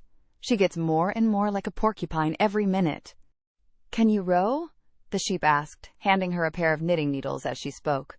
"Yes, a little, but not on land, and not with needles," Alice was beginning to say, when suddenly the needles turned into oars in her hands, and she found they were in a little boat, gliding along between banks, so there was nothing for it but to do her best. "Feather!" cried the sheep, as she took up another pair of needles. This didn't sound like a remark that needed any answer, so Alice said nothing, but pulled away. There was something very queer about the water, she thought, as every now and then the oars got fast in it, and would hardly come out again. "Feather! Feather!" the sheep cried again, taking more needles. "You'll be catching a crab directly." "A dear little crab," thought Alice. "I should like that." "Didn't you hear me say feather?" the sheep cried angrily, taking up quite a bunch of needles. "Indeed I did," said Alice. "You've said it very often, and very loud. Please, where are the crabs?" "In the water, of course," said the sheep, sticking some of the needles into her hair as her hands were full. "Feather, I say." "Why do you say feather so often?" Alice asked at last, rather vexed. "I'm not a bird." "You are," said the sheep. "You're a little goose." This offended Alice a little, so there was no more conversation for a minute or two, while the boat glided gently on, sometimes among beds of weeds which made the oars stick fast in the water, worse than ever, and sometimes under trees, but always with the same tall river banks frowning over their heads. "Oh, please, there are some scented rushes!" Alice cried in a sudden transport of delight. "There really are, and such beauties!" "You needn't say please to me about 'em," the sheep said, without looking up from her knitting. "I didn't put 'em there, and I'm not going to take 'em away." "No, but I meant, please, may we wait and pick some?" Alice pleaded, "if you don't mind stopping the boat for a minute." "How am I to stop it?" said the sheep. "If you leave off rowing, it'll stop of itself." So the boat was left to drift down the stream as it would, till it glided gently in among the waving rushes. And then the little sleeves were carefully rolled up, and the little arms were plunged in elbow deep to get the rushes a good long way down before breaking them off. And for a while Alice forgot all about the sheep and the knitting, as she bent over the side of the boat, with just the ends of her tangled hair dipping into the water, while with bright, eager eyes she caught at one bunch after another of the darling scented rushes. "I only hope the boat won't tipple over," she said to herself. "Oh, what a lovely one! Only I couldn't quite reach it." And it certainly did seem a little provoking, almost as if it happened on purpose, she thought, that though she managed to pick plenty of beautiful rushes as the boat glided by, there was always a more lovely one that she couldn't reach. "The prettiest are always further," she said at last, with a sigh at the obstinacy of the rushes in growing so far off, as, with flushed cheeks and dripping hair and hands, she scrambled back into her place and began to arrange her new-found treasures. What mattered it to her just then that the rushes had begun to fade, and to lose all their scent and beauty from the very moment that she picked them? Even real scented rushes, last only a very little while, and these, being dream rushes, melted away almost like snow as they lay in heaps at her feet. But Alice hardly noticed this. There were so many other curious things to think about. They hadn't gone much farther before the blade of one of the oars got fast in the water and wouldn't come out again, so Alice explained it afterwards. And the consequence was that the handle of it caught her under the chin. And, in spite of a series of little shrieks of, "Oh! Oh! Oh!" from poor Alice, it swept her straight off the seat and down among the heap of rushes. However, she wasn't hurt, and was soon up again. The sheep went on with her knitting all the while, just as if nothing had happened. "That was a nice crab you caught," she remarked, as Alice got back into her place, very much relieved to find herself still in the boat. "Was it? I didn't see it," said Alice, peeping cautiously over the side of the boat into the dark water. "I wish it hadn't let go. I should so like to see a little crab to take home with me." But the sheep only laughed scornfully, and went on with her knitting. "Are there many crabs here?" said Alice. "Crabs and all sorts of things," said the sheep. "Plenty of choice. Only make up your mind. Now, what do you want to buy?" "To buy," Alice echoed in a tone that was half astonished and half frightened, for the oars and the boat and the river had vanished all in a moment, and she was back again in the little dark shop. "I should like to buy an egg, please," she said timidly. "How do you sell them?" "5 farthing for one, 2 for 2, the sheep replied. "Then 2 are cheaper than 1? Alice said in a surprised tone, taking out her purse. "Only you must eat them both, if you buy 2, said the sheep. "Then I'll have 1, please," said Alice, as she put the money down on the counter, for she thought to herself, "They mightn't be at all nice, The sheep took the money and put it away in a box. Then she said, "I never put things into people's hands. That would never do. You must get it for yourself." And so saying, she went off to the other end of the shop and set the egg upright on a shelf. "I wonder why it wouldn't do," thought Alice, as she groped her way among the tables and chairs, for the shop was very dark towards the end. "The egg seems to get further away the more I walk towards it. Let me see, is this a chair? Why, it's got branches, I declare.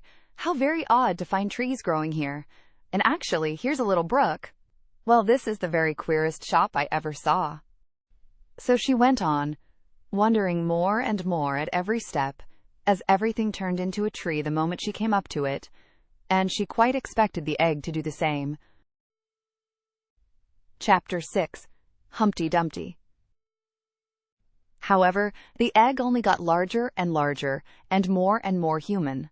When she had come within a few yards of it, she saw that it had eyes and a nose and mouth, and when she had come close to it, she saw clearly that it was Humpty Dumpty himself. "It can't be anybody else," she said to herself. "I'm as certain of it as if his name were written all over his face. It might have been written 100 times, easily, on that enormous face." Humpty Dumpty was sitting with his legs crossed, like a Turk, on the top of a high wall, such a narrow one that Alice quite wondered how he could keep his balance. And, as his eyes were steadily fixed in the opposite direction, and he didn't take the least notice of her, she thought he must be a stuffed figure after all. "And how exactly like an egg he is," she said aloud, standing with her hands ready to catch him, for she was every moment expecting him to fall. "It's very provoking," Humpty Dumpty said after a long silence, looking away from Alice as he spoke. "To be called an egg. Very." "I said you looked like an egg, sir," Alice gently explained. "And some eggs are very pretty, you know," she added, hoping to turn her remark into a sort of a compliment. "Some people," said Humpty Dumpty, looking away from her as usual, "have no more sense than a baby." Alice didn't know what to say to this. It wasn't at all like conversation, she thought, as he never said anything to her. In fact, his last remark was evidently addressed to a tree, so she stood and softly repeated to herself, "Humpty Dumpty sat on a wall. Humpty Dumpty had a great fall. All the king's horses and all the king's men couldn't put Humpty Dumpty in his place again." "That last line is much too long for the poetry," she added, almost out loud, forgetting that Humpty Dumpty would hear her. "Don't stand there chattering to yourself like that," Humpty Dumpty said, looking at her for the first time. "But tell me your name and your business." "My name is Alice, but—" "It's a stupid enough name," Humpty Dumpty interrupted impatiently. "What does it mean?" "Must a name mean something?" Alice asked doubtfully. "Of course it must," Humpty Dumpty said with a short laugh. "My name means the shape I am, and a good handsome shape it is too. With a name like yours, you might be any shape almost." "Why do you sit out here all alone?" said Alice, not wishing to begin an argument. "Why, because there's nobody with me," cried Humpty Dumpty. "Did you think I didn't know the answer to that? Ask another." "Don't you think you'd be safer down on the ground?" Alice went on, not with any idea of making another riddle, but simply in her good-natured anxiety for the queer creature. "That wall is so very narrow." "What tremendously easy riddles you ask," Humpty Dumpty growled out. "Of course I don't think so. Why, if ever I did fall off, which there's no chance of, but if I did—" Here he pursed his lips and looked so solemn and grand that Alice could hardly help laughing. "If I did fall," he went on, "the king has promised me with his very own mouth to send all his horses and all his men," Alice interrupted, rather unwisely. "Now I declare that's too bad," Humpty Dumpty cried, breaking into a sudden passion. "You've been listening at doors, and behind trees, and down chimneys, or you couldn't have known it." "I haven't, indeed," Alice said very gently. "It's in a book." "Ah, well, they may write such things in a book," Humpty Dumpty said in a calmer tone. "That's what you call a history of England, that is. Now, take a good look at me. I'm one that has spoken to a king. I am. Mayhap you'll never see such another, and to show you I'm not proud, you may shake hands with me." And he grinned almost from ear to ear as he leant forwards, and as nearly as possible fell off the wall in doing so, and offered Alice his hand. She watched him a little anxiously as she took it. If he smiled much more, the ends of his mouth might meet behind, she thought, and then I don't know what would happen to his head. I'm afraid it would come off. "Yes, all his horses and all his men," Humpty Dumpty went on. "They'd pick me up again in a minute, they would. However, this conversation is going on a little too fast. Let's go back to the last remark but one." "I'm afraid I can't quite remember it," Alice said very politely. "In that case we start fresh," said Humpty Dumpty, "and it's my turn to choose a subject." He talks about it just as if it was a game, thought Alice. "So here's a question for you. How old did you say you were?" Alice made a short calculation and said 7 years and 6 months. "Wrong!"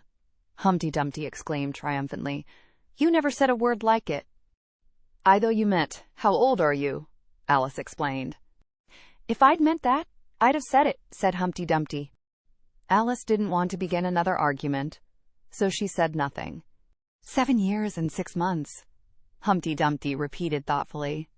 "An uncomfortable sort of age. Now, if you'd asked my advice, I'd have said, leave off at 7. But it's too late now." "I never ask advice about growing," Alice said indignantly. "Too proud?" the other inquired. Alice felt even more indignant at this suggestion. "I mean," she said, "that one can't help growing older." "One can't, perhaps," said Humpty Dumpty, "but 2 can. With proper assistance, you might have left off at 7. "What a beautiful belt you've got on," Alice suddenly remarked. They had had quite enough of the subject of age, she thought, and if they really were to take turns in choosing subjects, it was her turn now. At least, she corrected herself on second thoughts. A beautiful cravat, I should have said, no, a belt. I mean, I beg your pardon, she added in dismay, for Humpty Dumpty looked thoroughly offended, and she began to wish she hadn't chosen that subject.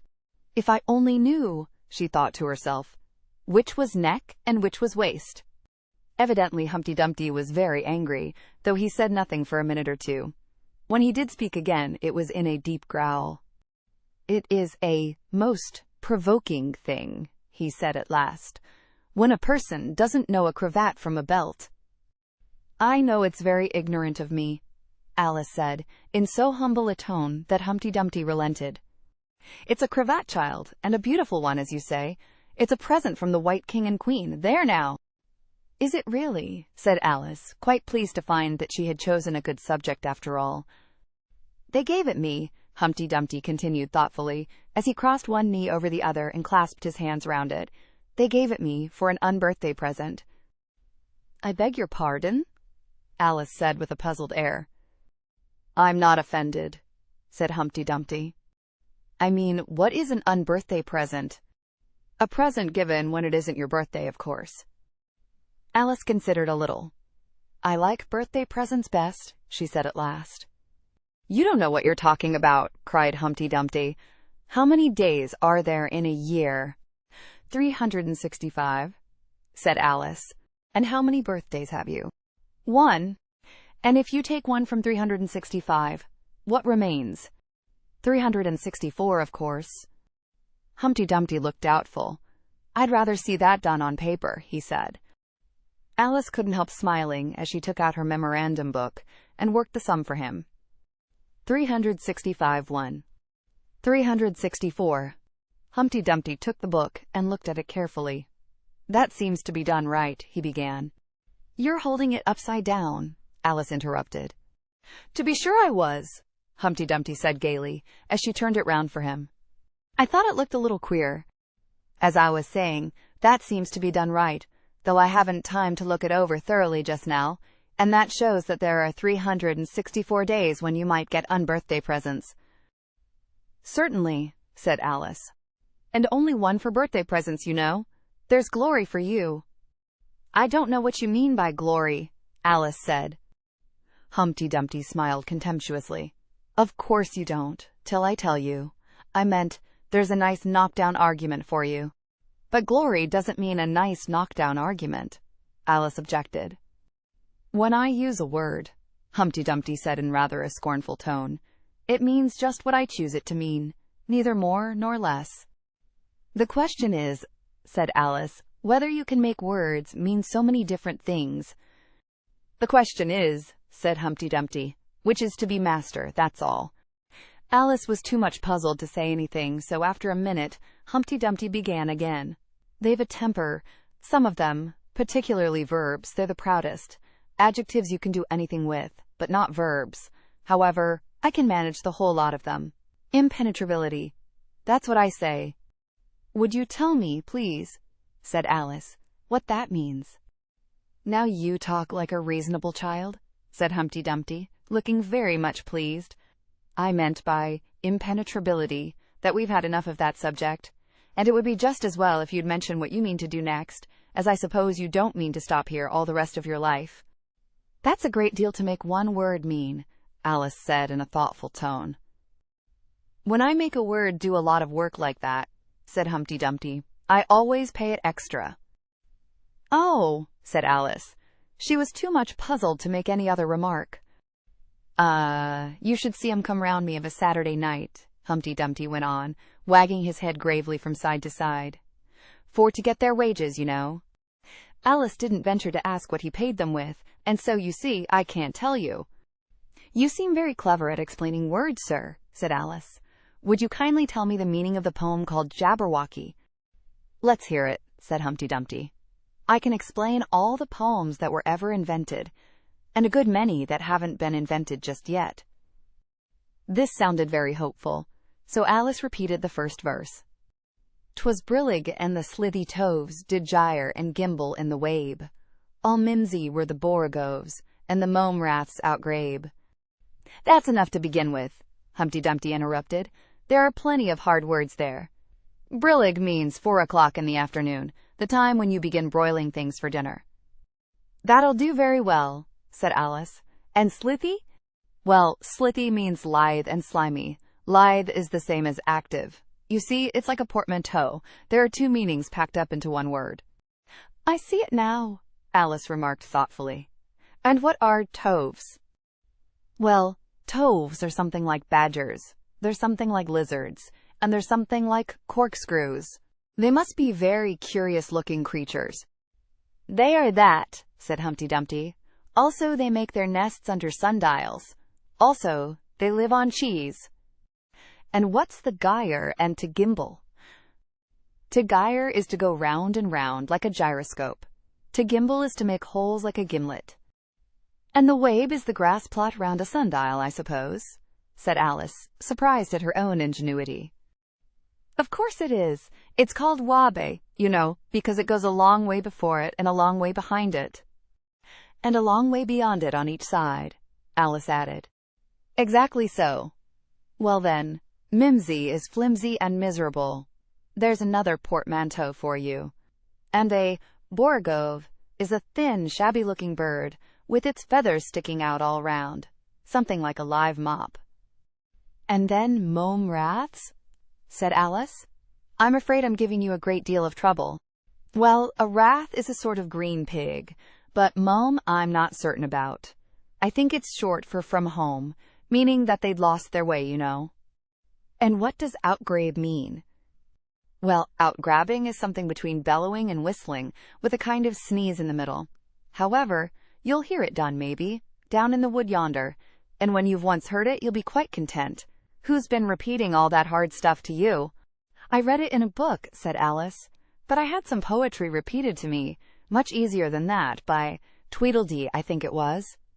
As to poetry, you know, said Humpty Dumpty, stretching out one of his great hands. I can repeat poetry as well as other folk, if it comes to that. Oh, it needn't come to that, Alice hastily said, hoping to keep him from beginning. The piece I'm going to repeat, he went on, without noticing her remark, was written entirely for your amusement.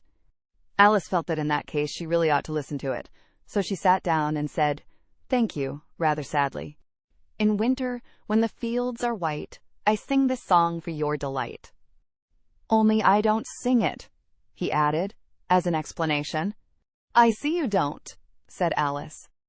If you can see whether I'm singing or not, you've sharper eyes than most, Humpty Dumpty remarked severely.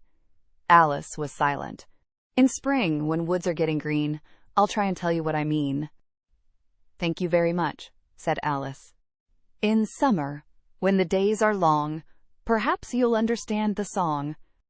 In autumn, when the leaves are brown, take pen and ink and write it down. I will if I can remember it so long, said Alice. You needn't go on making remarks like that, Humpty Dumpty said. They're not sensible, and they put me out. I sent a message to the fish. I told them, this is what I wish.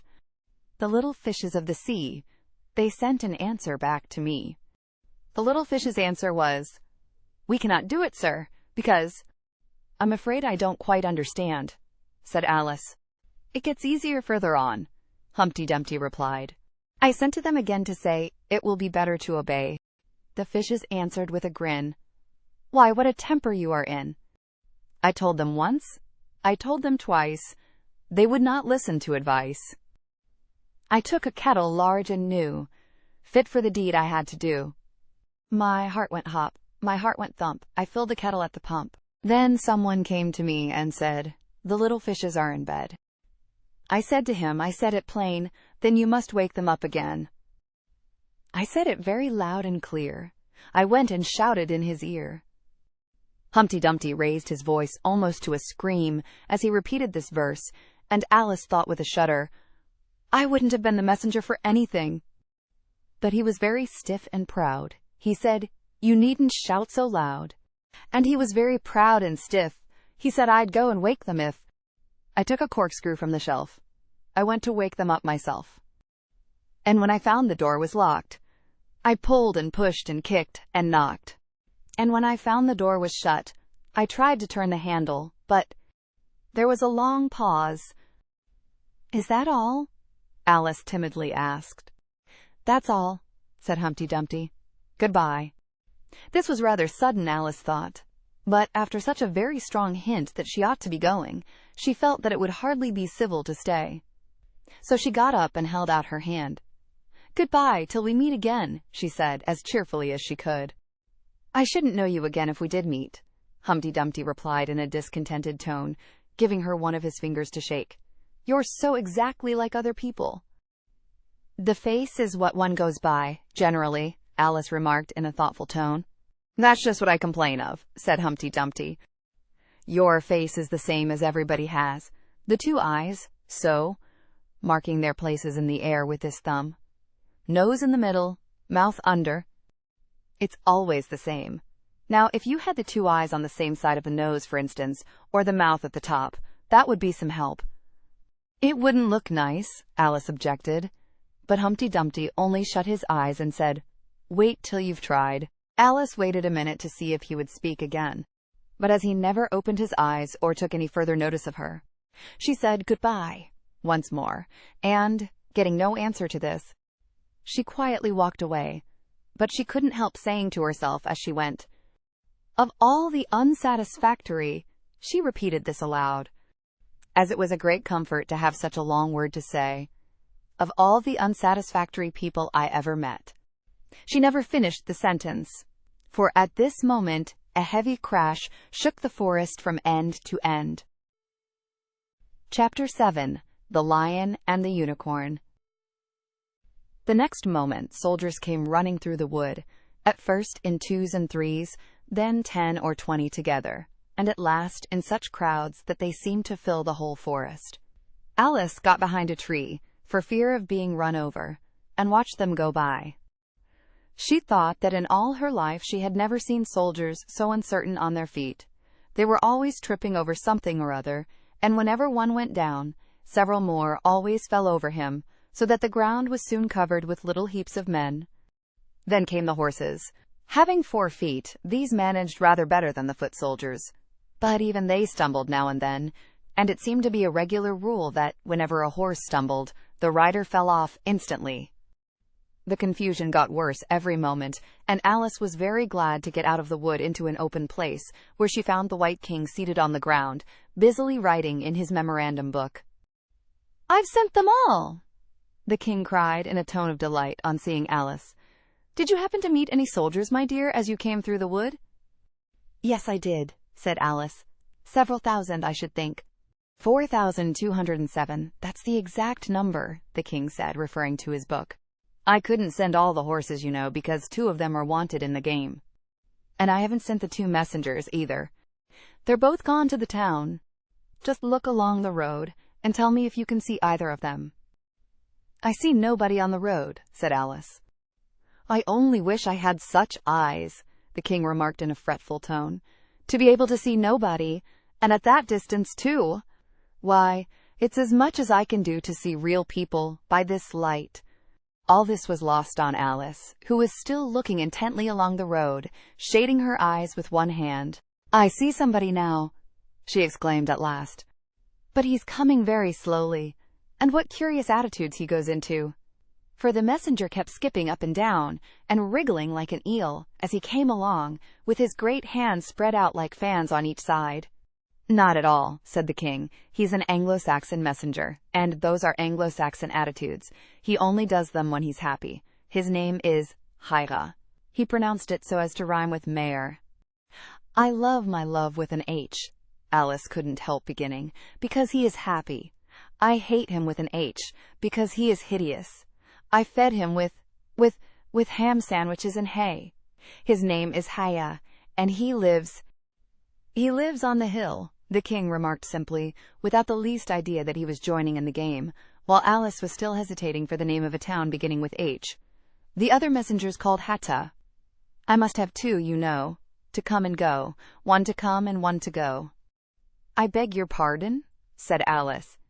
"It isn't respectable to beg," said the king. "I only meant that I didn't understand," said Alice. "Why one to come and one to go?" "Didn't I tell you?" the king repeated impatiently. I must have two. To fetch and carry. One to fetch and one to carry. At this moment the messenger arrived. He was far too much out of breath to say a word, and could only wave his hands about and make the most fearful faces at the poor king. "This young lady loves you with an H," the king said, introducing Alice in the hope of turning off the messenger's attention from himself. But it was no use. The Anglo-Saxon attitudes only got more extraordinary every moment, while the great eyes rolled wildly from side to side. "You alarm me," said the king. "I feel faint. Give me a ham sandwich." On which the messenger, to Alice's great amusement, opened a bag that hung round his neck and handed a sandwich to the king, who devoured it greedily. "Another sandwich," said the king.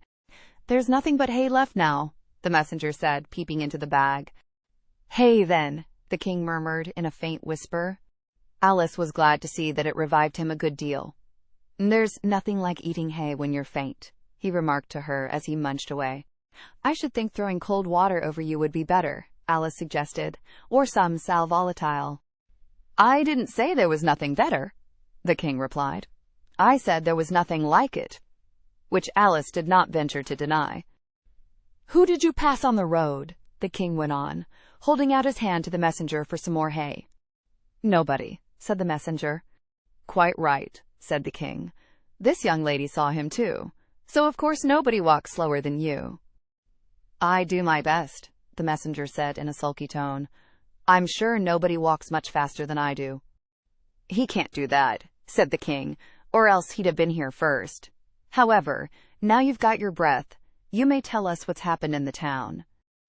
"I'll whisper it," said the messenger, putting his hands to his mouth in the shape of a trumpet, and stooping so as to get close to the king's ear. Alice was sorry for this, as she wanted to hear the news too. However, instead of whispering, he simply shouted at the top of his voice. "They're at it again!" "Do you call that a whisper?" cried the poor king, jumping up and shaking himself. "If you do such a thing again, I'll have you buttered." It went through and through my head like an earthquake. "It would have to be a very tiny earthquake," thought Alice. "Who are at it again?" she ventured to ask. "Why, the lion and the unicorn, of course," said the king. "Fighting for the crown?" "Yes, to be sure," said the king, "and the best of the joke is that it's my crown all the while. Let's run and see them."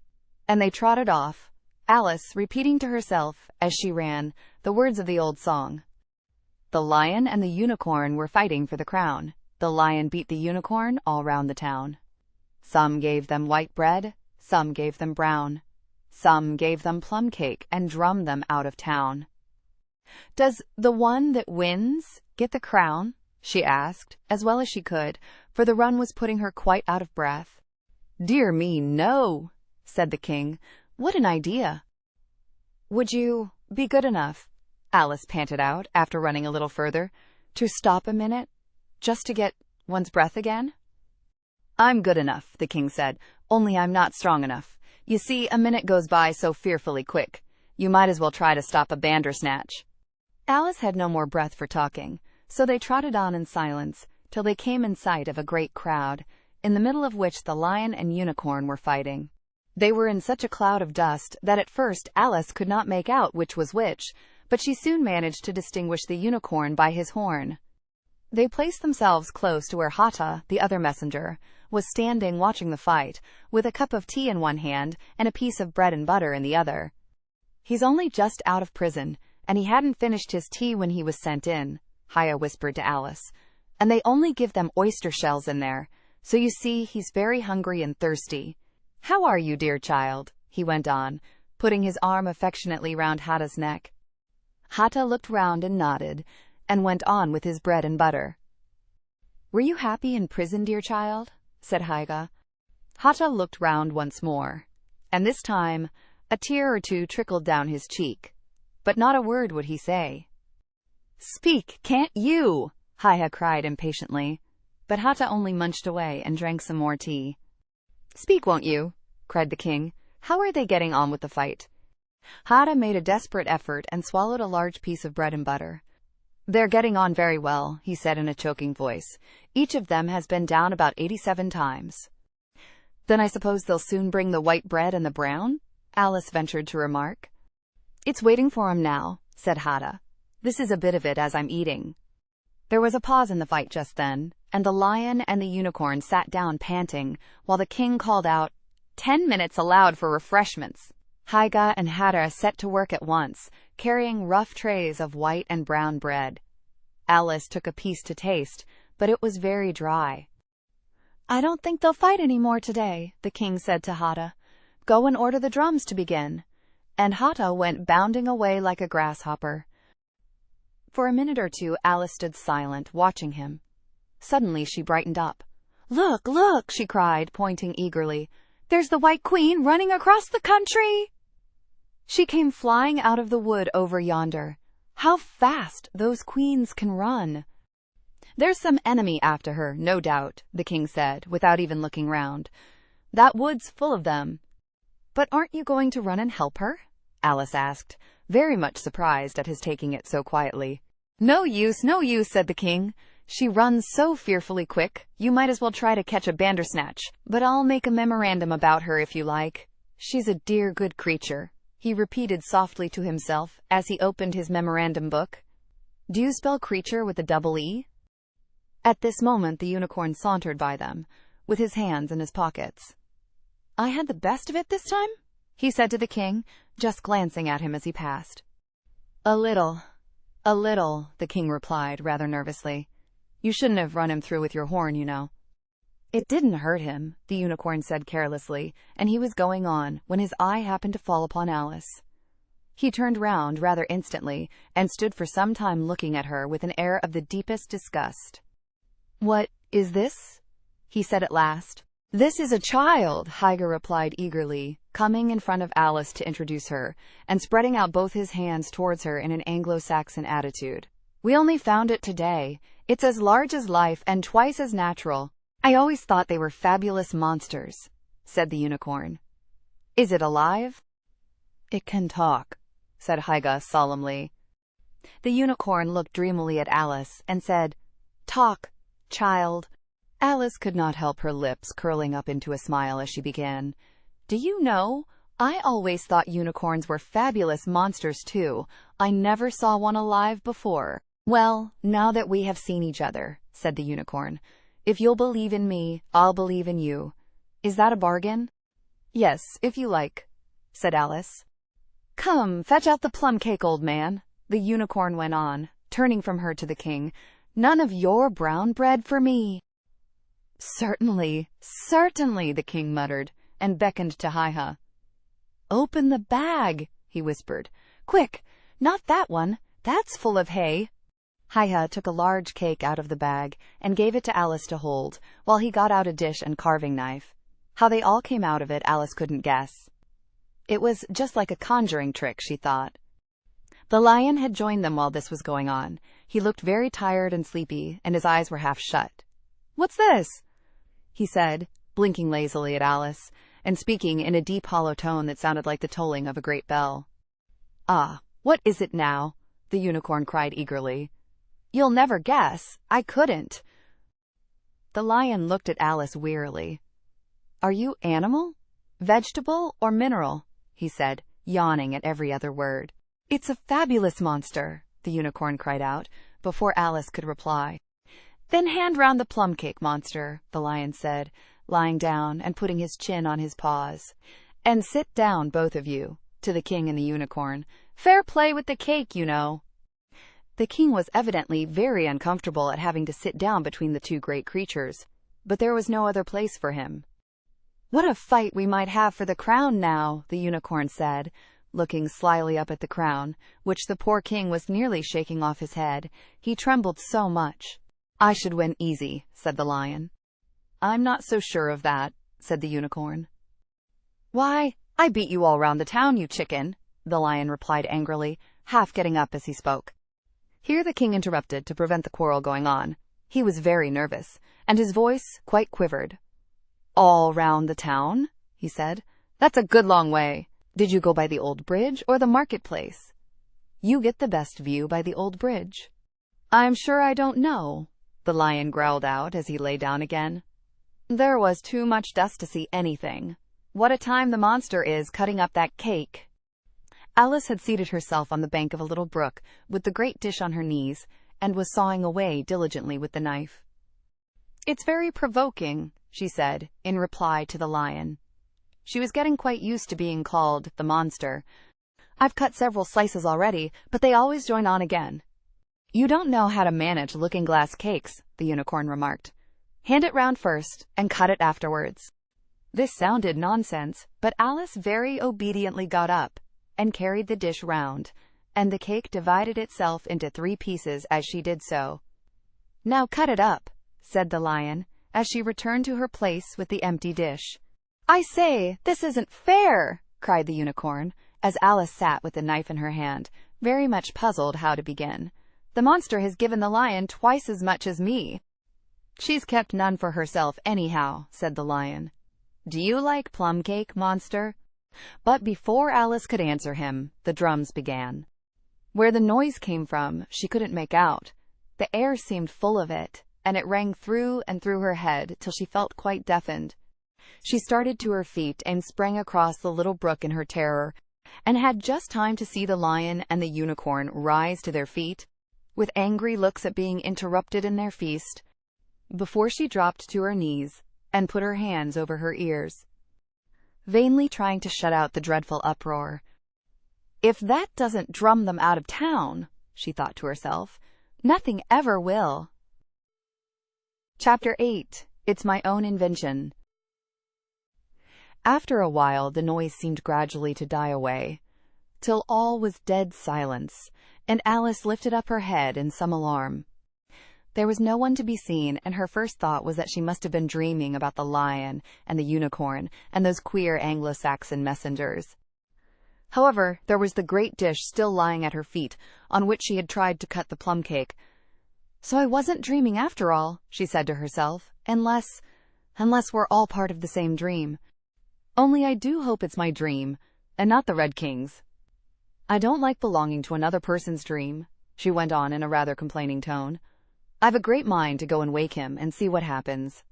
At this moment her thoughts were interrupted by a loud shouting of "Ahoy! Ahoy! Check!" And a knight dressed in crimson armor came galloping down upon her, brandishing a great club.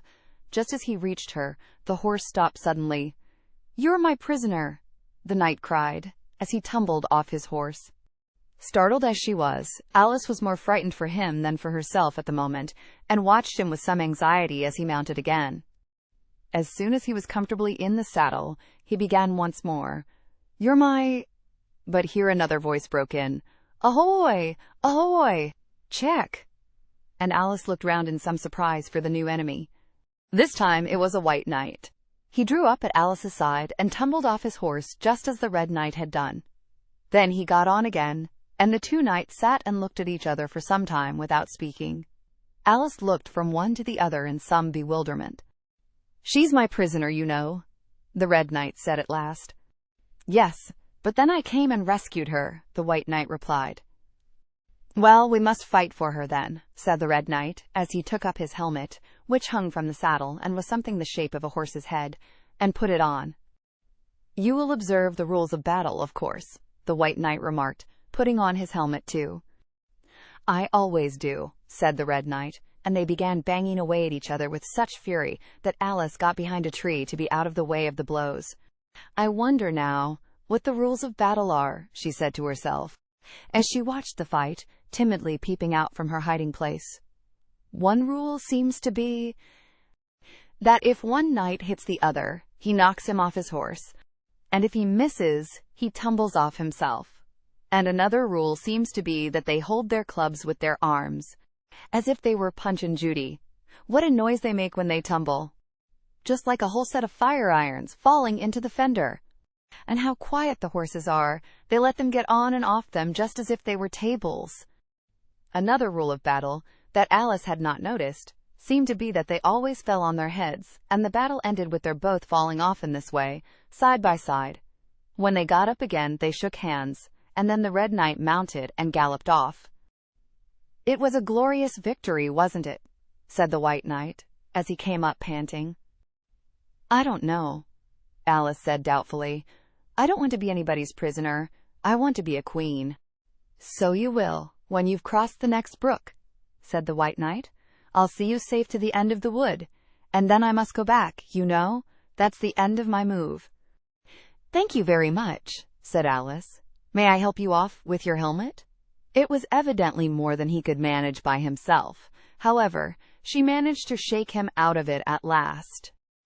"Now one can breathe more easily," said the knight, putting back his shaggy hair with both hands and turning his gentle face and large, mild eyes to Alice. She thought she had never seen such a strange-looking soldier in all her life. He was dressed in tin armor, which seemed to fit him very badly, and he had a queer-shaped little deal box, fastened across his shoulder, upside down, and with the lid hanging open. Alice looked at it with great curiosity. "I see you're admiring my little box," the knight said in a friendly tone. "It's my own invention, to keep clothes and sandwiches in. You see, I carry it upside down, so that the rain can't get in." "But the things can get out," Alice gently remarked. "Do you know the lid's open?" "I didn't know it," the knight said, a shade of vexation passing over his face. "Then all the things must have fallen out, and the box is no use without them." He unfastened it as he spoke, and was just going to throw it into the bushes, when a sudden thought seemed to strike him, and he hung it carefully on a tree. "Can you guess why I did that?" he said to Alice. Alice shook her head. "In hopes some bees may make a nest in it, then I should get the honey." "But you've got a beehive, or something like one, fastened to the saddle," said Alice. "Yes, it's a very good beehive," the knight said in a discontented tone. "One of the best kind. But not a single bee has come near it yet, and the other thing is a mouse-trap. I suppose the mice keep the bees out, or the bees keep the mice out. I don't know which." "I was wondering what the mouse-trap was for," said Alice. "It isn't very likely there would be any mice on the horse's back." "Not very likely, perhaps," said the knight. "But if they do come, I don't choose to have them running all about. You see," he went on after a pause, "it's as well to be provided for everything. That's the reason the horse has all those anklets round his feet." "But what are they for?" Alice asked in a tone of great curiosity. "To guard against the bites of sharks," the knight replied. "It's an invention of my own. And now help me on. I'll go with you to the end of the wood. What's the dish for?" "It's meant for plum cake," said Alice. "We'd better take it with us," the knight said. "It'll come in handy if we find any plum cake. Help me to get it into this bag." This took a very long time to manage, though Alice held the bag open very carefully, because the knight was so very awkward in putting in the dish. The first 2 or 3 times that he tried, he fell in himself instead. "It's rather a tight fit, you see," he said, as they got it in at last. "There are so many candlesticks in the bag." And he hung it to the saddle, which was already loaded with bunches of carrots and fire irons and many other things. "I hope you've got your hair well fastened on," he continued, as they set off. "Only in the usual way," Alice said, smiling. "That's hardly enough," he said anxiously. "You see, the wind is so very strong here. It's as strong as soup." "Have you invented a plan for keeping the hair from being blown off?" Alice inquired. "Not yet," said the knight, "but I've got a plan for keeping it from falling off. I should like to hear it very much." "First you take an upright stick," said the knight.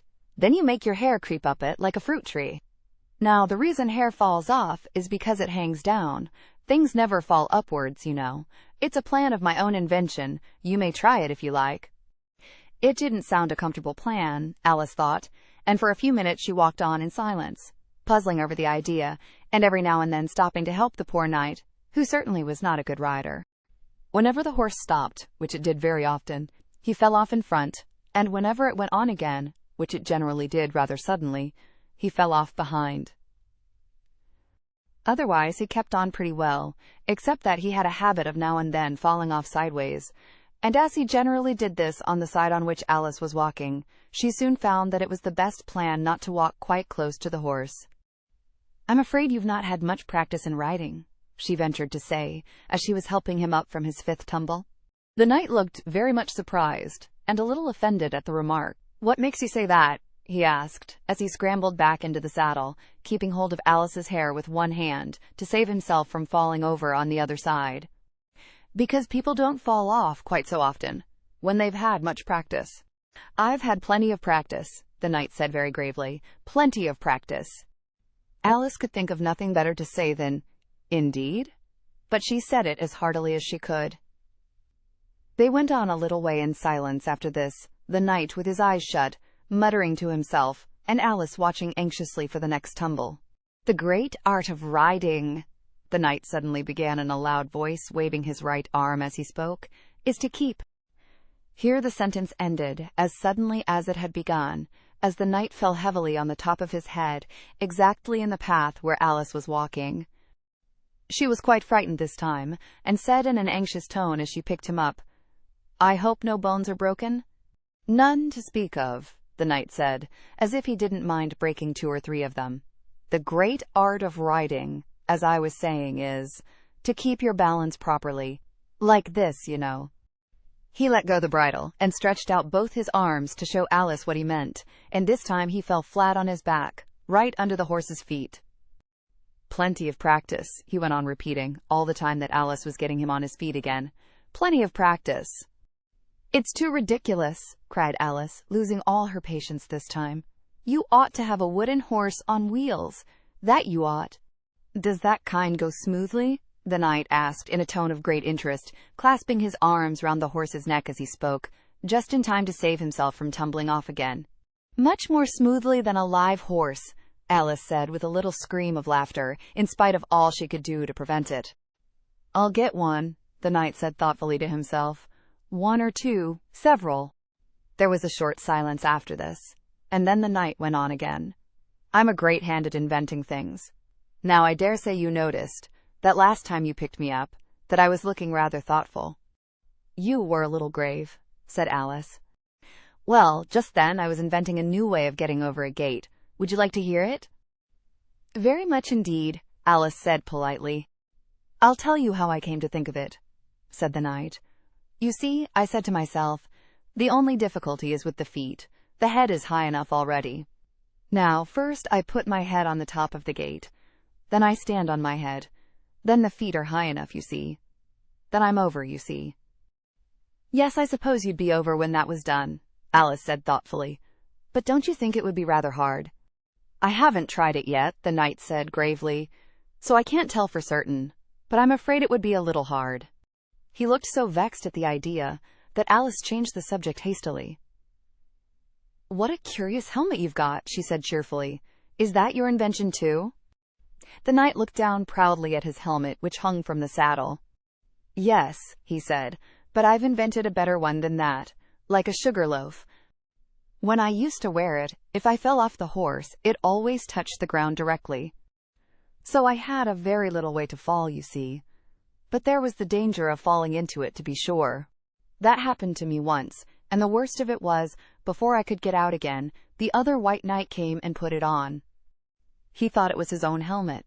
The knight looked so solemn about it that Alice did not dare to laugh. "I'm afraid you must have hurt him," she said in a trembling voice, "being on the top of his head." "I had to kick him, of course," the knight said very seriously. "And then he took the helmet off again, but it took hours and hours to get me out. I was as fast as lightning, you know." "But that's a different kind of fastness," Alice objected. The knight shook his head. "It was all kinds of fastness with me, I can assure you," he said. He raised his hands in some excitement as he said this, and instantly rolled out of the saddle, and fell headlong into a deep ditch. Alice ran to the side of the ditch to look for him. She was rather startled by the fall, as for some time he had kept on very well, and she was afraid that he really was hurt this time. However, though she could see nothing but the soles of his feet, she was much relieved to hear that he was talking on in his usual tone. "All kinds of fastness," he repeated, but it was careless of him to put another man's helmet on, with the man in it too. "How can you go on talking so quietly, head downwards?" Alice asked, as she dragged him out by the feet and laid him in a heap on the bank. The knight looked surprised at the question. "What does it matter where my body happens to be?" he said. "My mind goes on working all the same. In fact, the more head downwards I am, the more I keep inventing new things. Now, the cleverest thing of the sort that I ever did," he went on after a pause, was inventing a new pudding during the meat course. "In time to have it cooked for the next course?" said Alice. "Well, not the next course," the knight said in a slow, thoughtful tone. "No, certainly not the next course." "Then it would have to be the next day. I suppose you wouldn't have 2 pudding courses in one dinner." "Well, not the next day," the knight repeated as before. "Not the next day. In fact," he went on, holding his head down, and his voice getting lower and lower, "I don't believe that pudding ever was cooked. In fact, I don't believe that pudding ever will be cooked. And yet it was a very clever pudding to invent." "What did you mean it to be made of?" Alice asked, hoping to cheer him up, for the poor knight seemed quite low-spirited about it. "It began with blotting paper," the knight answered with a groan. "That wouldn't be very nice, I'm afraid." "Not very nice alone," he interrupted quite eagerly, "but you've no idea what a difference it makes mixing it with other things, such as gunpowder and sealing wax. And here I must leave you." They had just come to the end of the wood. Alice could only look puzzled. She was thinking of the pudding. "You are sad," the knight said in an anxious tone. "Let me sing you a song to comfort you." "Is it very long?" Alice asked, for she had heard a good deal of poetry that day. "It's long," said the knight, "but very, very beautiful. Everybody that hears me sing it, either it brings the tears into their eyes, or else—" "Or else what?" said Alice, for the knight had made a sudden pause. "Or else it doesn't, you know. The name of the song is called Haddock's Eyes." "Oh, that's the name of the song, is it?" Alice said, trying to feel interested. "No, you don't understand," the knight said, looking a little vexed. "That's what the name is called. The name really is The Aged Man." "Then I ought to have said, that's what the song is called?" Alice corrected herself. "No, you oughtn't. That's quite another thing. The song is called Ways and Means, but that's only what it's called, you know." "Well, what is the song, then?" said Alice, who was, by this time, completely bewildered. "I was coming to that," the knight said. "The song really is A Sitting on a Gate, and the tune's my own invention." So saying, he stopped his horse and let the reins fall on its neck. Then, slowly beating time with one hand, and with a faint smile lighting up his gentle, foolish face, as if he enjoyed the music of his song, he began. Of all the strange things that Alice saw in her journey through the looking-glass, this was the one that she always remembered most clearly. Years afterwards, she could bring the whole scene back again, as if it had been only yesterday. The mild blue eyes and kindly smile of the knight, the setting sun gleaming through his hair, and shining on his armor in a blaze of light that quite dazzled her, the horse quietly moving about, with the reins hanging loose on his neck, cropping the grass at her feet, and the black shadows of the forest behind. All this she took in like a picture, as, with one hand shading her eyes, she leant against a tree, watching the strange pair, and listening, in a half-dream, to the melancholy music of the song. "But the tune isn't his own invention," she said to herself. "It's, I give thee all, I can no more." She stood and listened very attentively, but no tears came into her eyes. "I'll tell thee everything I can. There's little to relate. I saw an aged man, a-sitting on a gate. 'Who are you, aged man?' I said, 'and how is it you live?' And his answer trickled through my head, like water through a sieve. He said, 'I look for butterflies that sleep among the wheat. I make them into mutton pies, and sell them in the street. I sell them unto men,' he said, 'who sail on stormy seas. And that's the way I get my bread, a trifle, if you please. But I was thinking of a plan to dye one's whiskers green, and always use so large a fan that they could not be seen.' So, having no reply to give to what the old man said, I cried, 'Come, tell me how you live,' and thumped him on the head. His accents mild took up the tale. He said, 'I go my ways, and when I find a mountain rill, I set it in a blaze, and thence they make a stuff they call Rowland's Macassar oil. Yet 2 halfpenny is all they give me for my toil. But I was thinking of a way to feed oneself on batter, and so go on from day to day, getting a little fatter.' I shook him well from side to side, until his face was blue. 'Come, tell me how you live,' I cried, 'and what it is you do.' He said, I hunt for haddock's eyes among the heather bright, and work them into waistcoat buttons in the silent night. And these I do not sell for gold, or coin of silvery shine, but for a copper halfpenny, and that will purchase 9. I sometimes dig for buttered rolls, or set limed twigs for crabs. I sometimes search the grassy knolls for wheels of hansom cabs. And that's the way, he gave a wink, by which I get my wealth, and very gladly will I drink your honor's noble health. I heard him then, for I had just completed my design to keep the Menai Bridge from rust by boiling it in wine. I thanked him much for telling me the way he got his wealth, but chiefly for his wish that he might drink my noble health.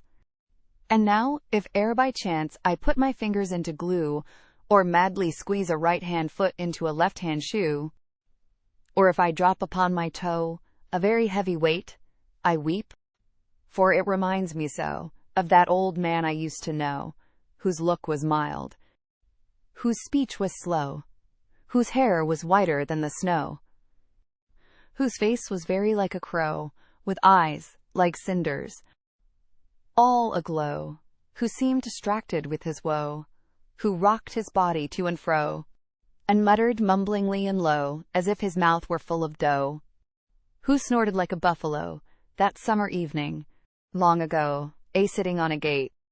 As the knight sang the last words of the ballad, he gathered up the reins and turned his horse's head along the road by which they had come. "You've only a few yards to go," he said, "down the hill and over that little brook, and then you'll be a queen. But you'll stay and see me off first?" he added, as Alice turned with an eager look in the direction to which he pointed. "I shan't be long. You'll wait and wave your handkerchief when I get to that turn in the road? I think it'll encourage me, you see." "Of course I'll wait," said Alice, "and thank you very much for coming so far, and for the song, I liked it very much." "I hope so," the knight said doubtfully. "But you didn't cry so much as I thought you would." So they shook hands, and then the knight rode slowly away into the forest. "It won't take long to see him off, I expect," Alice said to herself as she stood watching him. "There he goes, right on his head as usual. However, he gets on again pretty easily. That comes of having so many things hung round the horse." So she went on talking to herself as she watched the horse walking leisurely along the road, and the knight tumbling off, first on one side and then on the other. After the 4th or 5th tumble, he reached the turn, and then she waved her handkerchief to him and waited till he was out of sight. "I hope it encouraged him," she said, as she turned to run down the hill. "And now for the last brook, and to be a queen, how grand it sounds!" A very few steps brought her to the edge of the brook. "The 8th square at last!" she cried as she bounded across, and threw herself down to rest on a lawn as soft as moss, with little flower beds dotted about it here and there. "Oh, how glad I am to get here! And what is this on my head?" she exclaimed in a tone of dismay, as she put her hands up to something very heavy and fitted tight all round her head. "But how can it have got there without my knowing it?" she said to herself, as she lifted it off and set it on her lap to make out what it could possibly be. It was a golden crown. Chapter 9. Queen Alice. "Well, this is grand," said Alice. "I never expected I should be a queen so soon. And I'll tell you what it is, your majesty," she went on in a severe tone. She was always rather fond of scolding herself. "It'll never do for you to be lolling about on the grass like that. Queens have to be dignified, you know." So she got up and walked about, rather stiffly just at first, as she was afraid that the crown might come off. But she comforted herself with the thought that there was nobody to see her. "And if I really am a queen," she said as she sat down again, "I shall be able to manage it quite well in time." Everything was happening so oddly that she didn't feel a bit surprised at finding the Red Queen and the White Queen sitting close to her, one on each side. She would have liked very much to ask them how they came there, but she feared it would not be quite civil. However, there would be no harm, she thought, in asking if the game was over. "Please, would you tell me?" she began, looking timidly at the Red Queen. "Speak when you're spoken to," the Queen sharply interrupted her. "But if everybody obeyed that rule," said Alice, who was always ready for a little argument, "and if you only spoke when you were spoken to, and the other person always waited for you to begin, You see, nobody would ever say anything, so that—" "Ridiculous!" cried the Queen. "Why, don't you see, child?" Here she broke off with a frown, and after thinking for a minute, suddenly changed the subject of the conversation. "What do you mean by, if you really are a queen? What right have you to call yourself so? You can't be a queen, you know, till you've passed the proper examination. And the sooner we begin it, the better." "I only said if," poor Alice pleaded in a piteous tone. The two queens looked at each other, and the Red Queen remarked with a little shudder, "She says she only said if." "But she said a great deal more than that," the White Queen moaned, wringing her hands. "Oh, ever so much more than that." "So you did, you know," the Red Queen said to Alice. "Always speak the truth. Think before you speak, and write it down afterwards." "I'm sure I didn't mean—" Alice was beginning, but the Red Queen interrupted her impatiently. "That's just what I complain of. You should have meant. What do you suppose is the use of child without any meaning? Even a joke should have some meaning. And a child's more important than a joke, I hope. You couldn't deny that, even if you tried with both hands." "I don't deny things with my hands," Alice objected. "Nobody said you did," said the Red Queen. "I said you couldn't if you tried." "She's in that state of mind," said the White Queen, "that she wants to deny something, only she doesn't know what to deny." "A nasty, vicious temper," the Red Queen remarked, and then there was an uncomfortable silence for a minute or two. The Red Queen broke the silence by saying to the White Queen, "I invite you to Alice's dinner party this afternoon." The White Queen smiled feebly and said, "And I invite you." "I didn't know I was to have a party at all," said Alice, "but if there is to be one, I think I ought to invite the guests." "We gave you the opportunity of doing it," the Red Queen remarked, "but I dare say you've not had many lessons in manners yet." "Manners are not taught in lessons," said Alice. "Lessons teach you to do sums and things of that sort." "And you do addition?" the White Queen asked. "What's one and one and one and one and one and one and one and one and one and one?" "There's sumcation." "I don't know," said Alice. "I lost count." "She can't do addition," the Red Queen interrupted. "Can you do subtraction? Take 9 from 8.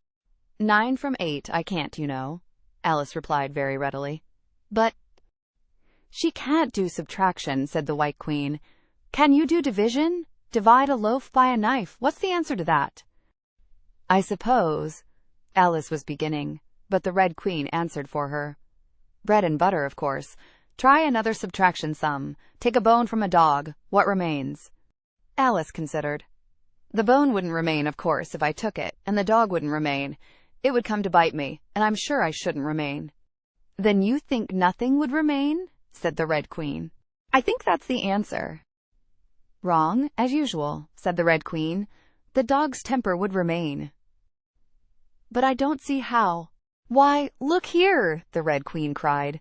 "The dog would lose its temper, wouldn't it?" "Perhaps it would," Alice replied cautiously. "Then if the dog went away, its temper would remain," the Queen exclaimed triumphantly. Alice said, as gravely as she could, "They might go different ways," but she couldn't help thinking to herself, what dreadful nonsense we are talking. "She can't do sums a bit," the Queen said together with great emphasis. "Can you do sums?" Alice said, turning suddenly on the White Queen, for she didn't like being found fault with so much. The Queen gasped and shut her eyes. "I can do addition, if you give me time, but I can't do subtraction, under any circumstances."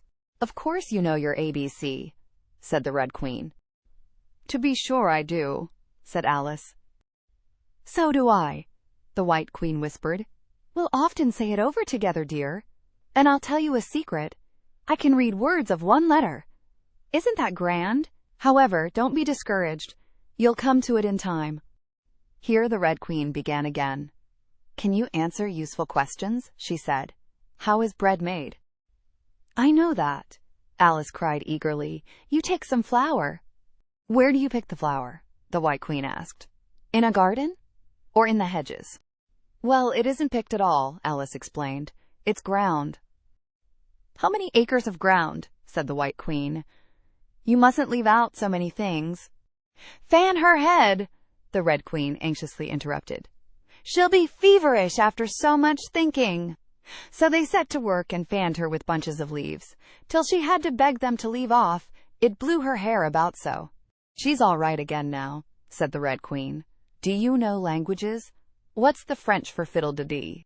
"Fiddle-de-dee's not English," Alice replied gravely. "Who ever said it was?" said the Red Queen. Alice thought she saw a way out of the difficulty this time. "If you'll tell me what language fiddle-de-dee is, I'll tell you the French for it," she exclaimed triumphantly. But the Red Queen drew herself up rather stiffly and said, "Queens never make bargains." "I wish queens never asked questions," Alice thought to herself.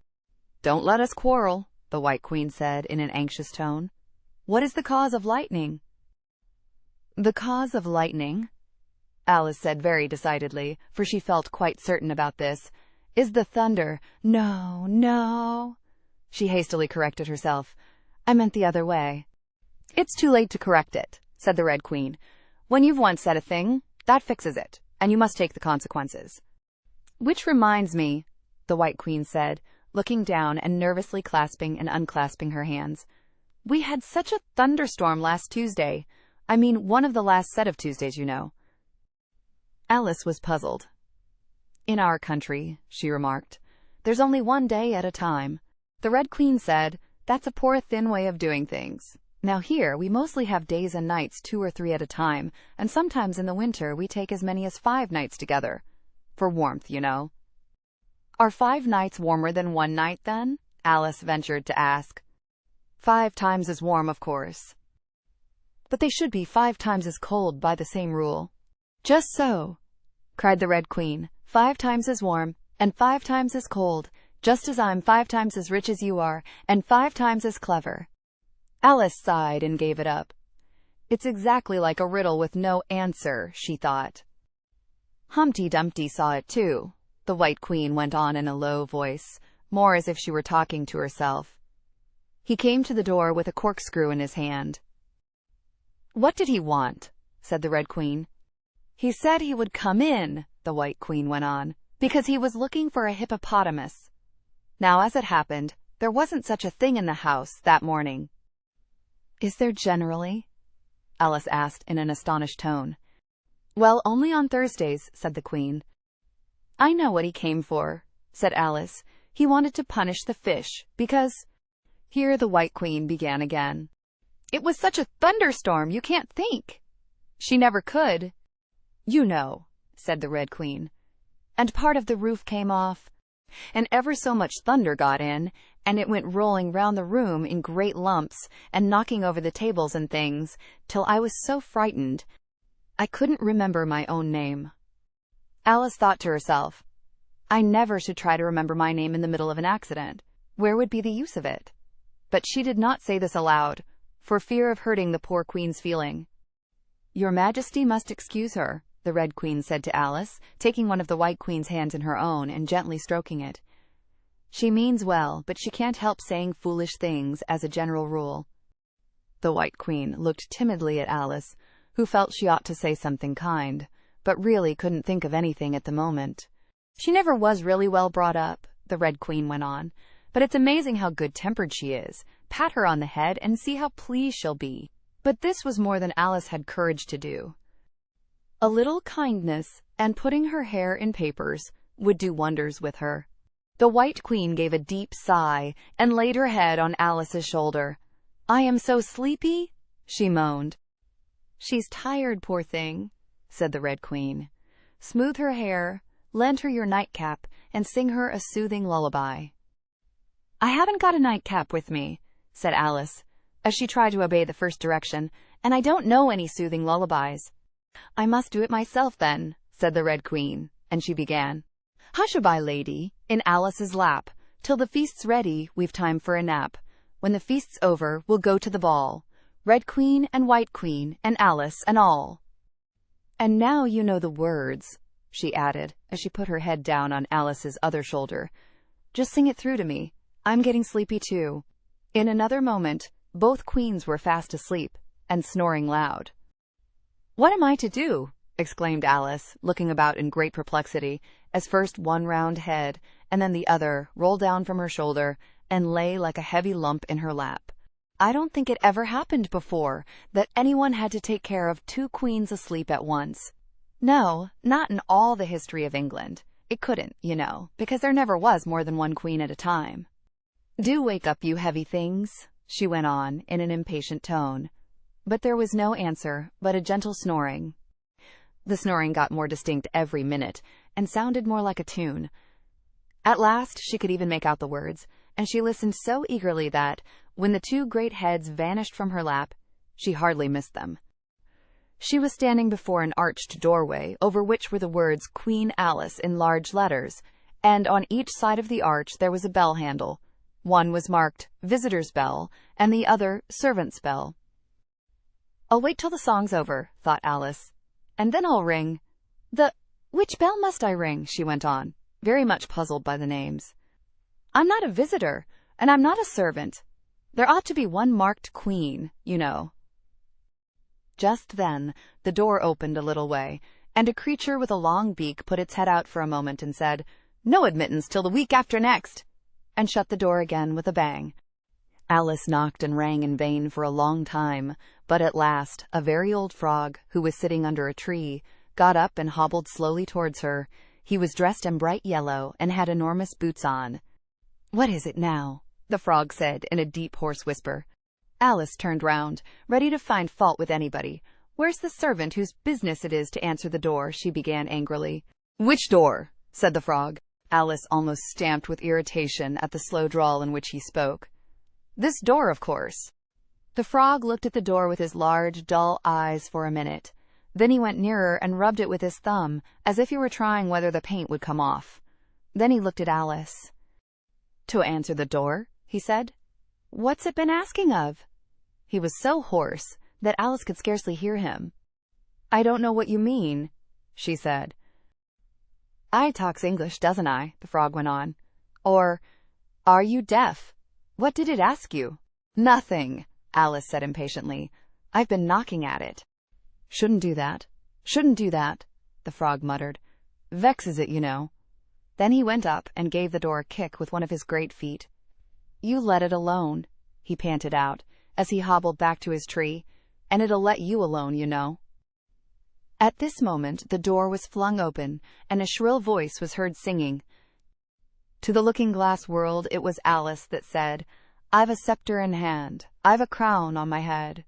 Let the looking-glass creatures, whatever they be, come and dine with the Red Queen, the White Queen, and me." And hundreds of voices joined in the chorus. "Then fill up the glasses as quick as you can, and sprinkle the table with buttons and bran. Put cats in the coffee and mice in the tea, and welcome Queen Alice with 30 times 3. Then followed a confused noise of cheering, and Alice thought to herself, 30 times 3 makes 90. I wonder if anyone's counting. In a minute there was silence again, and the same shrill voice sang another verse. "Oh, looking-glass creatures," quoth Alice, "draw near. 'Tis an honor to see me, a favor to hear.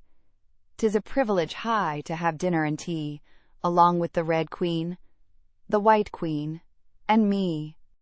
Then came the chorus again. "Then fill up the glasses with treacle and ink, or anything else that is pleasant to drink. Mix sand with the cider and wool with the wine, and welcome Queen Alice with 90 times 9. 90 times 9, Alice repeated in despair. "Oh, that'll never be done. I'd better go in at once." And there was a dead silence the moment she appeared. Alice glanced nervously along the table as she walked up the large hall, and noticed that there were about 50 guests of all kinds. Some were animals, some birds, and there were even a few flowers among them. "I'm glad they've come without waiting to be asked," she thought. "I should never have known who were the right people to invite." There were 3 chairs at the head of the table. The red and white queens had already taken 2 of them, but the middle one was empty. Alice sat down in it, rather uncomfortable in the silence, and longing for someone to speak. At last the Red Queen began. "You've missed the soup and fish," she said. "Put on the joint." And the waiter set a leg of mutton before Alice, who looked at it rather anxiously, as she had never had to carve a joint before. "You look a little shy. Let me introduce you to that leg of mutton," said the Red Queen. "Alice, mutton, mutton, Alice." The leg of mutton got up in the dish and made a little bow to Alice, and Alice returned the bow, not knowing whether to be frightened or amused. "May I give you a slice?" she said, taking up the knife and fork, and looking from one queen to the other. "Certainly not," the Red Queen said very decidedly. "It isn't etiquette to cut anyone you've been introduced to. Remove the joint." And the waiters carried it off and brought a large plum pudding in its place. "I won't be introduced to the pudding, please," Alice said rather hastily, "or we shall get no dinner at all. May I give you some?" But the Red Queen looked sulky and growled, "Pudding! Alice! Alice! Pudding! Remove the pudding!" And the waiters took it away so quickly that Alice couldn't return its bow.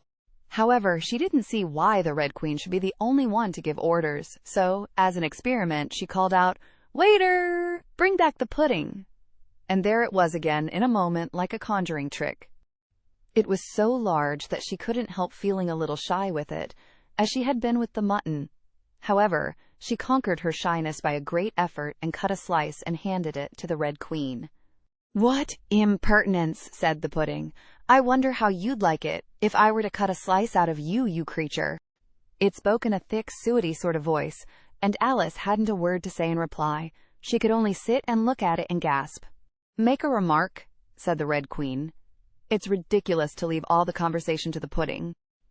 Do you know I've had such a quantity of poetry repeated to me today?" Alice began, a little frightened at finding that, the moment she opened her lips, there was dead silence, and all eyes were fixed upon her. And it's a very curious thing, I think. Every poem was about fishes in some way. Do you know why they're so fond of fishes all about here? She spoke to the Red Queen, whose answer was a little wide of the mark. "As to fishes," she said, very slowly and solemnly, putting her mouth close to Alice's ear, "Her White Majesty knows a lovely riddle, all in poetry, all about fishes. Shall she repeat it?" "Her Red Majesty's very kind to mention it," the White Queen murmured into Alice's other ear, in a voice like the cooing of a pigeon. "It would be such a treat. May I?" "Please do," Alice said very politely. The White Queen laughed with delight and stroked Alice's cheek. Then she began. "First, the fish must be caught. That is easy. A baby, I think, could have caught it. Next, the fish must be bought. That is easy. A penny, I think, would have bought it. Now cook me the fish. That is easy, and will not take more than a minute. Let it lie in a dish. That is easy, because it already is in it. Bring it here, let me sup. It is easy to set such a dish on the table. Take the dish cover up. Ah, that is so hard that I fear I'm unable. For it holds it like glue, holds the lid to the dish while it lies in the middle. Which is easiest to do, undish cover the fish or dish cover the riddle? Take a minute to think about it, and then guess," said the Red Queen. "Meanwhile, we'll drink your health, Queen Alice's health," she screamed at the top of her voice. And all the guests began drinking it directly, and very queerly they managed it. Some of them put their glasses upon their heads, like extinguishers, and drank all that trickled down their faces. Others upset the decanters, and drank the wine as it ran off the edges of the table, and 3 of them, who looked like kangaroos, scrambled into the dish of roast mutton, and began eagerly lapping up the gravy. "Just like pigs in a trough," thought Alice. "You ought to return thanks in a neat speech," the Red Queen said, frowning at Alice as she spoke. "We must support you, you know," the White Queen whispered, as Alice got up to do it, very obediently, but a little frightened. "Thank you very much," she whispered in reply, "but I can do quite well without." "That wouldn't be at all the thing," the Red Queen said very decidedly, so Alice tried to submit to it with a good grace. "And they did push so," she said afterwards, when she was telling her sister the history of the feast. "You would have thought they wanted to squeeze me flat." In fact, it was rather difficult for her to keep in her place while she made her speech. The 2 queens pushed her so, one on each side, that they nearly lifted her up into the air. "I rise to return thanks," Alice began, and she really did rise as she spoke, several inches, but she got hold of the edge of the table and managed to pull herself down again. "Take care of yourself," screamed the White Queen, seizing Alice's hair with both her hands. "Something's going to happen." And then, as Alice afterwards described it. All sorts of things happened in a moment. The candles all grew up to the ceiling, looking something like a bed of rushes, with fireworks at the top. As to the bottles, they each took a pair of plates, which they hastily fitted on as wings, and so, with forks for legs, went fluttering about in all directions. And very like birds they look. Alice thought to herself, as well as she could in the dreadful confusion that was beginning. At this moment, she heard a hoarse laugh at her side, and turned to see what was the matter with the White Queen. But instead of the Queen, there was the leg of mutton sitting in the chair. "Here I am!" cried a voice from the soup tureen, and Alice turned again, just in time to see the Queen's broad, good-natured face grinning at her for a moment over the edge of the tureen, before she disappeared into the soup. There was not a moment to be lost. Already several of the guests were lying down in the dishes, and the soup ladle was walking up the table towards Alice's chair, and beckoning to her impatiently to get out of its way. "I can't stand this any longer," she cried as she jumped up and seized the tablecloth with both hands. One good pull, and plates, dishes, guests, and candles came crashing down together in a heap on the floor. "And as for you," she went on, turning fiercely upon the Red Queen, whom she considered as the cause of all the mischief, but the Queen was no longer at her side. She had suddenly dwindled down to the size of a little doll, and was now on the table, merrily running round and round after her own shawl, which was trailing behind her. At any other time, Alice would have felt surprised at this, but she was far too much excited to be surprised at anything now. "As for you," she repeated, catching hold of the little creature in the very act of jumping over a bottle which had just lighted upon the table, "I'll shake you into a kitten, that I will!" Chapter 10. Shaking. She took her off the table as she spoke, and shook her backwards and forwards with all her might. The Red Queen made no resistance whatever, only her face grew very small, and her eyes got large and green, and still, as Alice went on shaking her, she kept on growing shorter, and fatter, and softer, and rounder, and... Chapter 11. Waking. And it really was a kitten after all. Chapter 12. Which dreamed it? "Your Majesty shouldn't purr so loud," Alice said, rubbing her eyes and addressing the kitten respectfully, yet with some severity. "You woke me out of, such a nice dream. And you've been along with me, kitty, all through the looking-glass world. Did you know it, dear?" It is a very inconvenient habit of kittens, Alice had once made the remark, that whatever you say to them, they always purr. If they would only purr for yes and mew for no, or any rule of that sort, she had said, so that one could keep up a conversation. But how can you talk with a person if they always say the same thing? On this occasion, the kitten only purred, and it was impossible to guess whether it meant yes or no. So Alice hunted among the chessmen on the table till she had found the Red Queen. Then she went down on her knees on the hearthrug and put the kitten and the Queen to look at each other. "Now, kitty," she cried, clapping her hands triumphantly, "confess that was what you turned into." But it wouldn't look at it, she said, when she was explaining the thing afterwards to her sister. It turned away its head and pretended not to see it, but it looked a little ashamed of itself, so I think it must have been the Red Queen. "Sit up a little more stiffly, dear," Alice cried with a merry laugh, "and curtsy while you're thinking what to purr. It saves time, remember." And she caught it up and gave it one little kiss, just in honor of having been a Red Queen. "Snowdrop, my pet," she went on, looking over her shoulder at the white kitten, which was still patiently undergoing its toilet. "When will Dinah have finished with your White Majesty, I wonder? That must be the reason you were so untidy in my dream. Dinah, do you know that you're scrubbing a White Queen? Really, it's most disrespectful of you." "And what did Dinah turn to, I wonder?" she prattled on, as she settled comfortably down, with one elbow in the rug and her chin in her hand, to watch the kittens. "Tell me, Dinah, did you turn to Humpty Dumpty? I think you did. However, you'd better not mention it to your friends just yet, for I'm not sure. By the way, kitty, if only you'd been really with me in my dream, there was one thing you would have enjoyed. I had such a quantity of poetry said to me, all about fishes. Tomorrow morning, you shall have a real treat. All the time you're eating your breakfast, I'll repeat the Walrus and the Carpenter to you, and then you can make believe it's oysters, dear. Now, kitty, let's consider who it was that dreamed it all. This is a serious question, my dear, and you should not go on licking your paw like that, as if Dinah hadn't washed you this morning. You see, kitty, it must have been either me or the Red King. He was part of my dream, of course, but then I was part of his dream, too. Was it the Red King, kitty? You were his wife, my dear, so you ought to know. Oh, kitty, do help to settle it. I'm sure your paw can wait. But the provoking kitten only began on the other paw and pretended it hadn't heard the question. Which do you think it was? A boat beneath a sunny sky, lingering onward dreamily in an evening of July. Children three that nestle near, eager eye and willing ear, pleased a simple tale to hear. Long has paled that sunny sky, echoes fade and memories die.